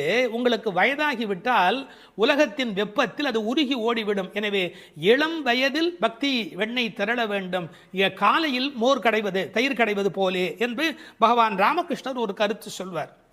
கை பேர்த்து கடைய முடியல, மலை மாதிரி வெண்ணெய், பார்க்கடல் மாதிரி பானை, எவ்வளவு நேரம் அந்த மத்தை போட்டு உருட்டி கொண்டே இருக்கிறது. கை மாற்றி கை பேர்த்து. காலையிலேயே இந்த பெண்கள் தலையில் பூச்சூடி இருக்கிறார்கள். இவர்கள் குழலுக்கே வாசம் இருக்கிறது. வாசனரும் குழலாய்ச்சியர் மத்தினால் ஓசைப்படுத்த தயிர் அரவம் கேட்டிலையோ. அந்த ஓசையிலே ஒரு அழகு இருக்கிறது. பித்தகோரஸ் கொல்லர் பட்டறையிலே ஏற்படுகிற ஒலியை வைத்துக்கொண்டு அந்த இரும்பின் அடர்த்தி என்ன என்று சொல்ல முடியும் என்று சொல்கிறார். அடர்த்தியான இரும்பு வர வர அதை தட்டுகிற அந்த ஒலி ஓசை மாறிக்கொண்டே போகும் என்று சொல்லுகிறார். ஒலி அழகை பற்றி மகாகவி பாரதி ஒரு மனிதனை ஒலியும் ஓசையும் என்ன பாடுபடுத்துகிறது என்பதை குறிப்பிடுகிறார். காணப்பறவை கலகலமெனும் ஓசையிலும், காற்று மரங்கள் இடை காட்டும் இசைகளிலும், ஆற்று நீரோசை அருவி ஒலியினிலும், நீலப் பெருங்கடல் என் நேரமுமே தான் இசைக்கும் ஓலத்திடையே உதிக்கும் இசையினிலும், மானுட பெண்கள் வளரும் ஒரு காதலினால் ஊனுருக பாடுவதில் ஊரிடும் தேன் வாரியிலும், ஏற்ற நீர் பாட்டின் இசையினிலும், நெல்லடிக்கும் கோற்றொடியார் குக்குவென கொஞ்சும் ஒலியினிலும், சுண்ணமிடிப்பார்தம் சுவை மிகுந்த பண்களிலும், பண்ணை மடவார் பழகு பல பாட்டினிலும், வட்டமிட்டு பெண்கள் வளைக்கரங்கள் தாமொலிக்க கொட்டி இசைத்திடுமோர் கூட்டமுத பாட்டு கோரஸ் கூட்டமுத பாட்டினிலும், வேயின் குழலோடு வீணை முதலாம் மனிதர் வாயினிலும், கையாலும் வாசிக்கும் பல்கருவி நாட்டினிலும், காட்டிலும் நாளெல்லாம் நந்தொலிக்கும் பாட்டினிலும் நெஞ்சை பறிகொடுத்தேன் பாவினான் என்று மகாகவி பாரதி பாடுகிறார். இசையினுடைய வலிமை அது. அப்படி ஓசைப்படுத்த தயிரரவம் கேட்டிலையோ. நாயகப் பெண் பிள்ளாய் நீ எங்கள் தலைவியாயிற்றே. நாராயணன் மூர்த்தி, எப்பேற்பட்ட வலிமையுடையவன், எப்பேற்பட்ட பெருமையுடையவன் எம்பெருமான். அந்த எம்பெருமான் திருப்பெயரையும் கல்யாண குணங்களையும் பேசுவதுதான் பாசுரத்தினுடைய நோக்கமே. கேசி என்கிற ஒரு அரக்கனை வென்றவன், அதனால் கேசவன் என்கிற பெயரை பெற்றவன். கேசவனை பாடவும் நீ கேட்டே கிடத்தியோ. ராமாவதார காலத்திலே கரதூஷண வதம் முடிந்தவுடனே சீதை ஓடி வந்து கட்டிக்கொள்கிறாள். அப்படி கேசிவதம் நிகழ்ந்தது என்று சொன்ன உடனே நீ கண்ணனை கட்டிக்கொள்வதற்கு எழுந்து வருவாய் என்று பார்த்தால், நல்லவேளை கண்ணனுக்கு ஆபத்து இல்லை என்று நெஞ்சை பிடித்து கொண்டு தூங்குகிறாயா? கேசவனை பாடவும் நீ கேட்டே கிடத்தியோ. கேசமுடையாய், இதான் பெண்களுடைய இயல்பு. எவ்வளவுதான் பெண்கள் மாறினாலும் அடுத்த பெண்ணினுடைய கூந்தல் எவ்வளவு நீளம் என்பதை பற்றி யோசிப்பார்கள். கேசமுடையாய் திரவேலோர் எம்பாவாய் என்று இந்த பாசுரம் நிறைவு பெறுகிறது. ஒரு சிறு திருத்தம். தேசமுடையாய் என்றும் ஒரு பாடம் உண்டு. கேசமுடையாய் என்பதை விட தேசமுடையாய் என்ற பாடல் வரியிலே பொருள் ஆழம் சுவை கூடுதலாக இருக்கிறது என்று கருதுவதற்கு இடமுண்டு. காரணம், அவள் அழகான கூந்தலை உடையவள் என்ற பொருளிலே 1-2 பதிப்புகளிலே கேசமுடையாய் என்கிற பாடம் இருக்கிறது. ஆனால் தேசமுடையாய் என்ற சொல்லுக்கு பொருள் ஒளியுடையவளே என்பது பொருள். ஒரு பெண்ணை வர்ணிக்கிற போது ஒளிதான் பிரதானம், பொன்னின் ஒளி பூவின் வெறி என்று சீதா பிராட்டியாரை கவி சக்கரவர்த்தி கம்பன் வர்ணிக்கின்றார். கண்ணனுடைய நினைப்பில் எப்போதும் ஒளி உடையவளாக விளங்குகின்றாள் என்ற பொருளிலே தேசமுடையாய் என்கிற பாடம் சுவையான, அழுத்தமான, ஆழமான, பெரும்பகுதி பதிப்புகளில் காணப்படுகிற பாடம் என்பதையும் சொல்லிக்கொள்ள விரும்புகிறேன். வணக்கம். வேதம் அனைத்துக்கும் வித்தான திருப்பாவையின் 6வது பாடல். இது பாடல் தொடங்கி திருப்பள்ளி எழுச்சியாக அமைகிறது. உறங்குகிற பெண்ணை வெளியில் இருக்கிறவள் எழுப்புவது போல பாடலின் அமைப்பு முறை. விடிந்தது என்பதற்கான அடையாளங்கள் சொல்லி எழுப்புகிறார்கள். புள்ளும் சிலம்பினகான் புள்ளரையன் கோயிலில் வெள்ளை வெளிசங்கின் பேரரவம் கேட்டிலையோ, பிள்ளாய் எழுந்திராய் பேய் முலை நஞ்சுண்டு கள்ளச்சகடம் கலக்கழிய காலோச்சி, வெள்ளத்து அரவில் துயில் அமர்ந்த வித்தினை உள்ளத்து கொண்டு முனிவர்களும் யோகிகளும் மெல்ல எழுந்து ஹரி என்ற பேரரவம் உள்ளம் புகுந்து குளிர்ந்தேலோர் எம்பாவாய். முன் அனுபவம் ஏதுமில்லாத கன்னிப்பெண்ணே, இன்னும் உறங்குகிறாயே? விடியலை முன்னே அறிந்து கொள்ளும் இயல்புடைய பறவைகளும் கூட எழுந்து ஓசை எழுப்பி இறை தேட புறப்பட்டு விட்டனவே, அது உனக்கு தெரியவில்லையா? பறவைகளுக்கு அரசனான கருடனை வாகனமாக கொண்ட திருமால் திருக்கோயிலிலே வெண்மை நிறமுள்ள சங்கு தன் ஒலி எழுப்பி அழைக்கின்ற பேரோசை உன் காதில் விழவில்லையா? பெண் பிள்ளையே, விரைவில் படுக்கையை விட்டு எழுந்திரு. முன்பு தன் தாய் யசோதை வடிவில் முலைக்காம்பில் நஞ்சையே தீட்டிக் கொண்டு வந்து கண்ணனுக்கு வஞ்சகமாக பாலூட்ட கருதினாளே பூதனை. அவளிடம் பால் பருகுவது போல முலையுண்டு அவள் உயிரையும் உண்டானே கண்ணன். முன்பு கள்ளத்தனமாக சக்கரமாக அவன் முன் தோன்றினானே சகடாசுரன். அவனை தன் திருவடிகளை உயர்த்தியே உதைத்து அவன் கலக்கம் அடைந்து அழிந்து போனானே அந்த கண்ணன். திருப்பார்கடலிலே அமைந்திருக்கும் ஆதிசேஷன் என்னும் பாம்பின் மேல் அரிதுயில் கொண்டிருக்கிறானே அந்த கண்ணன். இவ்வுலக உற்பத்திக்கு மூல காரணமான அந்த கண்ணனை தம் உள்ளத்திலேயே இடைவிடாது தியானித்து கொண்டிருக்கும் முனிவர்களும், இறைவனை எளிதில் அடையும் யோகம் போன்ற உபாயங்களையும் செய்து கொண்டிருக்கும் யோகியர்களும், அலுங்காது அசையாது மெதுவாக நிதானமாக எழுந்து ஹரி ஹரி என்று திருமாலை எண்ணிப்பாடும் பேரோசை உன்னுடைய காதுகளில் கேட்கவில்லையா? ஆனால் இவ்வோசைகள் எல்லாம் எங்கள் செவி வழி புகுந்து உள்ளத்திற்கு குளிர்ச்சி தருகின்றனவே. இந்த அனுபவத்தை எங்களுடன் பகிர்ந்து கொள்வதற்காகவாவது நீ எழுந்து வரமாட்டாயா? இது பாடலின் திரண்ட பொருள். புள்ளும் சிலம்பினகான் புள்ளரையன் கோயிலில். புள்ளும் சிலம்பினகான் என்பது இயற்கையின் அழைப்பு. காலையிலே பறவைகள் ஒலி எழுப்புகின்றன. இதில் புள்ளும் என்றால் அந்த உம்மை சிறப்பு உம்மை. காலை பொழுது எப்படி விடுகிறது என்றால் கோழி கூவுது என்று ஒரு வார்த்தை சொல்வார்கள். மனித வாழ்க்கை இயற்கையோடு கலந்து நிற்கக்கூடிய தனித்த சிறப்புடையது. அது காலையில் இறை தேடுவதற்கு புறப்படுவதற்கு முன்பாக ஒலி எழுப்பி அதன் பிறகு புறப்படும். இறை தேடும் போதே இறை தேடு என்பதுதான் மனிதனுக்கும் விலங்குக்கும் இருக்கிற வித்தியாசம். அதனால் இறை தேடி அது எழுப்புகிற ஒலியை கேட்ட மாத்திரத்தில் இறை தேடி வல்லினரா இறை தேடி நாம் அந்த பெருமானை நினைக்க வேண்டாமா என்ற அர்த்தத்தில் புள்ளும் சிலம்பின என்றாள். தமிழிலே சிலம்புதல் என்றால் ஒலி எழுப்புதல் என்று பொருள். அதிகாலை எழுவதை மனிதன் பறவைகளிடமிருந்து கற்றுக்கொண்டான் என்கிறார்கள். அது மட்டுமல்ல, பறவைகள் மனிதனுக்கு எச்சரிக்கை உணர்வை ஊட்டக்கூடிய ஒரு அடையாளம். ஒரு காலத்தில் காடுகளில் மனித இனம் வாழ்ந்த காலத்தில் பதுங்கி வரும் பாய்ச்சல் மிருகங்கள் குறித்து எச்சரிக்கை ஒலி எழுப்பும் இயல்பு பறவைகளுக்கு உண்டு. எனவே பறவைகளின் ஒலியை பார்த்து வருகிற நன்மை தீமைகளை மனிதன் உணர்கிற பழக்கம் அன்று தொட்டிருந்திருக்கிறது. எனவே வெளியில் விடுகிற விடியலுக்கு அடையாளமாக சொன்னாலும் பறவை ஒலிக்கும் மனித இனத்துக்கும் சம்பந்தம் இருக்கிறதே. புள்ளும் சிலம்பினகான். புல் அரையன் கோயில், பறவைகளுக்கெல்லாம் தலைவன் கருடன்.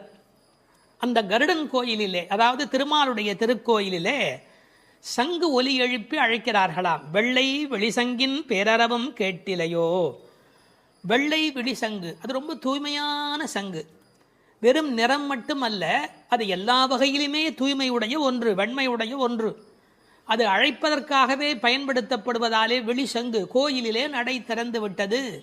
மக்கள் வரலாம் என்பதற்கான அறிவிப்பு சங்கொலியின் மூலம் அந்த ஊருக்கு தெரிவிக்கப்படுகிறது. எனவே கோயில் அழைப்பு வந்துவிட்டதே, நீ எழுந்திருக்க வேண்டாமா? பேரறவும் கேட்டிலையோ? பறவையின் சப்தம் கூட சின்ன சின்னதாக போயிருக்கலாம். இது எத்தனை பெரிய ஒலி, சங்கு ஒலி எழுப்புகிறார்களே, ஊருக்கே கேட்க வேண்டும் என்று எழுப்புகிறார்களே, உனக்கு தெரியவில்லையா? சங்குக்கும் ஆண்டாளுக்கும் இடையில் இருக்கிற தொடர்பு நாச்சியார் திருமொழி நன்கு படித்தவர்களுக்கு தெரியும். கற்பூரம் நாருமோ கமலப்பூ நாருமோ திருப்பவளச் செவ்வாய்தான் தித்தித்திருக்குமோ, மறுப்பொசித்த செங்கண்மால் வாய்ச்சுவையும் நாற்றமும் விருப்புற்று கேட்கின்றேன் சொல்லாழி வெண்சங்கே என்று சங்கரை பாராட்டி மகிழ்ந்தவள் ஆண்டாள் நாச்சியார்.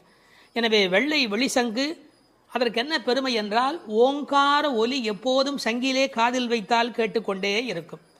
நமக்கு ஒரு ஆச்சரியம், கண்ணனாகிய கடவுள் குடியிருக்கிற ஊரில் வேறு ஒரு கோயிலா?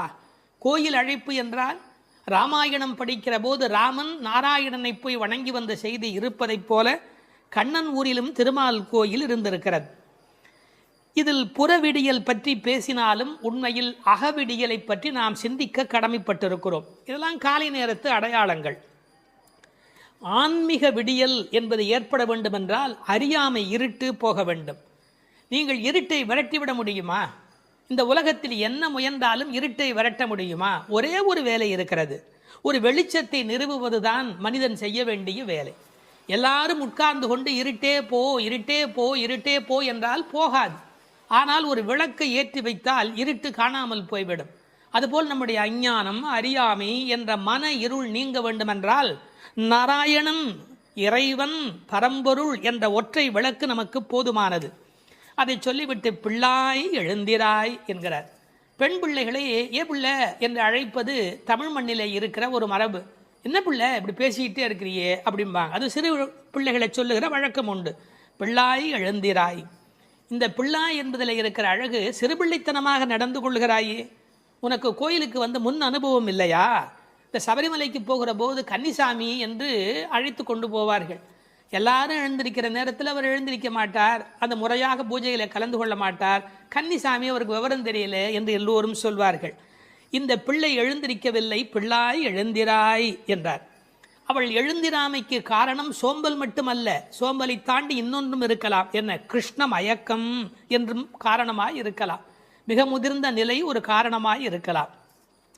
அவளுக்கு அதிர்ச்சி உண்டாகும்படியாக எழுப்புவதற்கு உரிய கண்ணபெருமானுடைய வரலாறுகளை சொல்லுகிறார்கள். பேய்முலை நஞ்சு உண்டு பூதனே என்ற ஒரு அரக்கி தாய்முலைப்பாலில் அமுதிருக்க தவழ்ந்து தளநடை இட்டு சென்று பேய் முலைவாய் வைத்து நஞ்சு உண்டு பித்தன் என்றே பிறர் ஏசன் என்றாய் திருமங்கையாழ்வார் பாடுகிறார். அதாவது தாயிடத்தில் அமுது உண்ணாமல் பேயிடத்தில் போய் உண்டு அவளுக்கு மேலே போவதற்கான வழிமுறையை செய்த பூதனையினுடைய வரலாறு, அரக்கியின் வரலாற்றை சொல்லுகிறார். அடுத்து இன்னொரு வரலாறு, கள்ளச்சகடம் கலக்கழிய காலோச்சி. கள்ளச்சகடம், சகடாசுரன் என்ற ஒரு அசுரன் வஞ்சனையான வடிவத்தில் சக்கரமாய் வருகிறான். அப்போது பெருமான் என்ன செய்தார்? தம் கால்களாலே எட்டி உதைத்தார். தன்னை நேடி வந்த ஆபத்தை அவர் விரட்டுகிறார். என்ன நயம் சொல்வார்கள் தெரியுமா? பெருமாளுடைய திருவடி நம்முடைய கஷ்டத்தை போக்குகிறது என்பதையும் தாண்டி பெருமாளின் துன்பத்தையே போக்கக்கூடியது. இப்படிலாம் அர்த்தம் சொல்லலாமா என்று கேட்பார்கள். உயர்வர உயர்நலம் உடையவன் எவனவன், மயர்வர மதிநலம் அருளினன் எவன் அவன். இந்த பாசுரத்திலே துயரரு சுடரடி என்று ஒரு வாசகம் வரும். அந்த துயரரு சுடரடி என்பதற்கு வியாக்கியானம் செய்த பெருமக்கள் நம்முடைய துயர் என்று கூட அர்த்தம் செய்ய வேண்டிய அவசியமில்லை. பக்தனுக்கு அனுகிரகம் பண்ணுவதற்கு திருவடி இருந்தும் பக்தன் தன்னிடத்தில் வந்து அதை பெறாத போது பகவான் துயரமுறுகிறான். தாய் தன்னுடைய முலைப்பாலை தரையிலே பீச்சுமா போல அருளை அவன் பக்தர்களுக்கு வழங்குகிறான் என்று எழுதினார்கள். எனவே பெருமானுடைய திருவடி பெருமானுடைய துன்பங்களையே நீக்கியது என்றும் பொருள் கொள்ளலாம். மனிதர்களுக்கு ஒவ்வாதது ரெண்டு காரம், ஒன்று அகங்காரம், மமகாரம். அப்படி தோன்றிய அசுரர்களை அவன் அழித்திருக்கிறான். வெள்ளத்தரவில் துயிலமர்ந்த வித்து, இந்த உலகத்துக்கெல்லாம் மூலமான வித்து. நல்ல தண்ணீர் நனைத்துதான் விதையை நடுவார்கள். இவன் வெள்ளத்து அரவில் பார்க்கடலிலே பாம்பிலே படுத்திருக்கிறான். வெள்ளை வெள்ளத்தின் மேலொரு பாம்பின் மிசை கள்ள நித்திரை கொள்ளும் பரமன் என்பார்கள். நீர் குளிர்ச்சி, பாம்பு குளிர்ச்சி, அந்த குளிர்ச்சிக்கு மேல் குளிர்ச்சியாக கண்ணபெருமானுடைய தோற்றம் குளிர்ச்சி. முதல் தனி வித்தேயோ என்று நம்மாழ்வார் பாடுவார். ஆலமர் வித்தின் அரும் குரலன் என்று கம்பர் பாடுவார். விச்சி இன்றி விளைவது இல்லை என்று பகலாதனுடைய சரித்திரத்தை பாட வந்த இடத்திலே கவி சக்கரவர்த்தி கம்பன் பாடுகிறார்.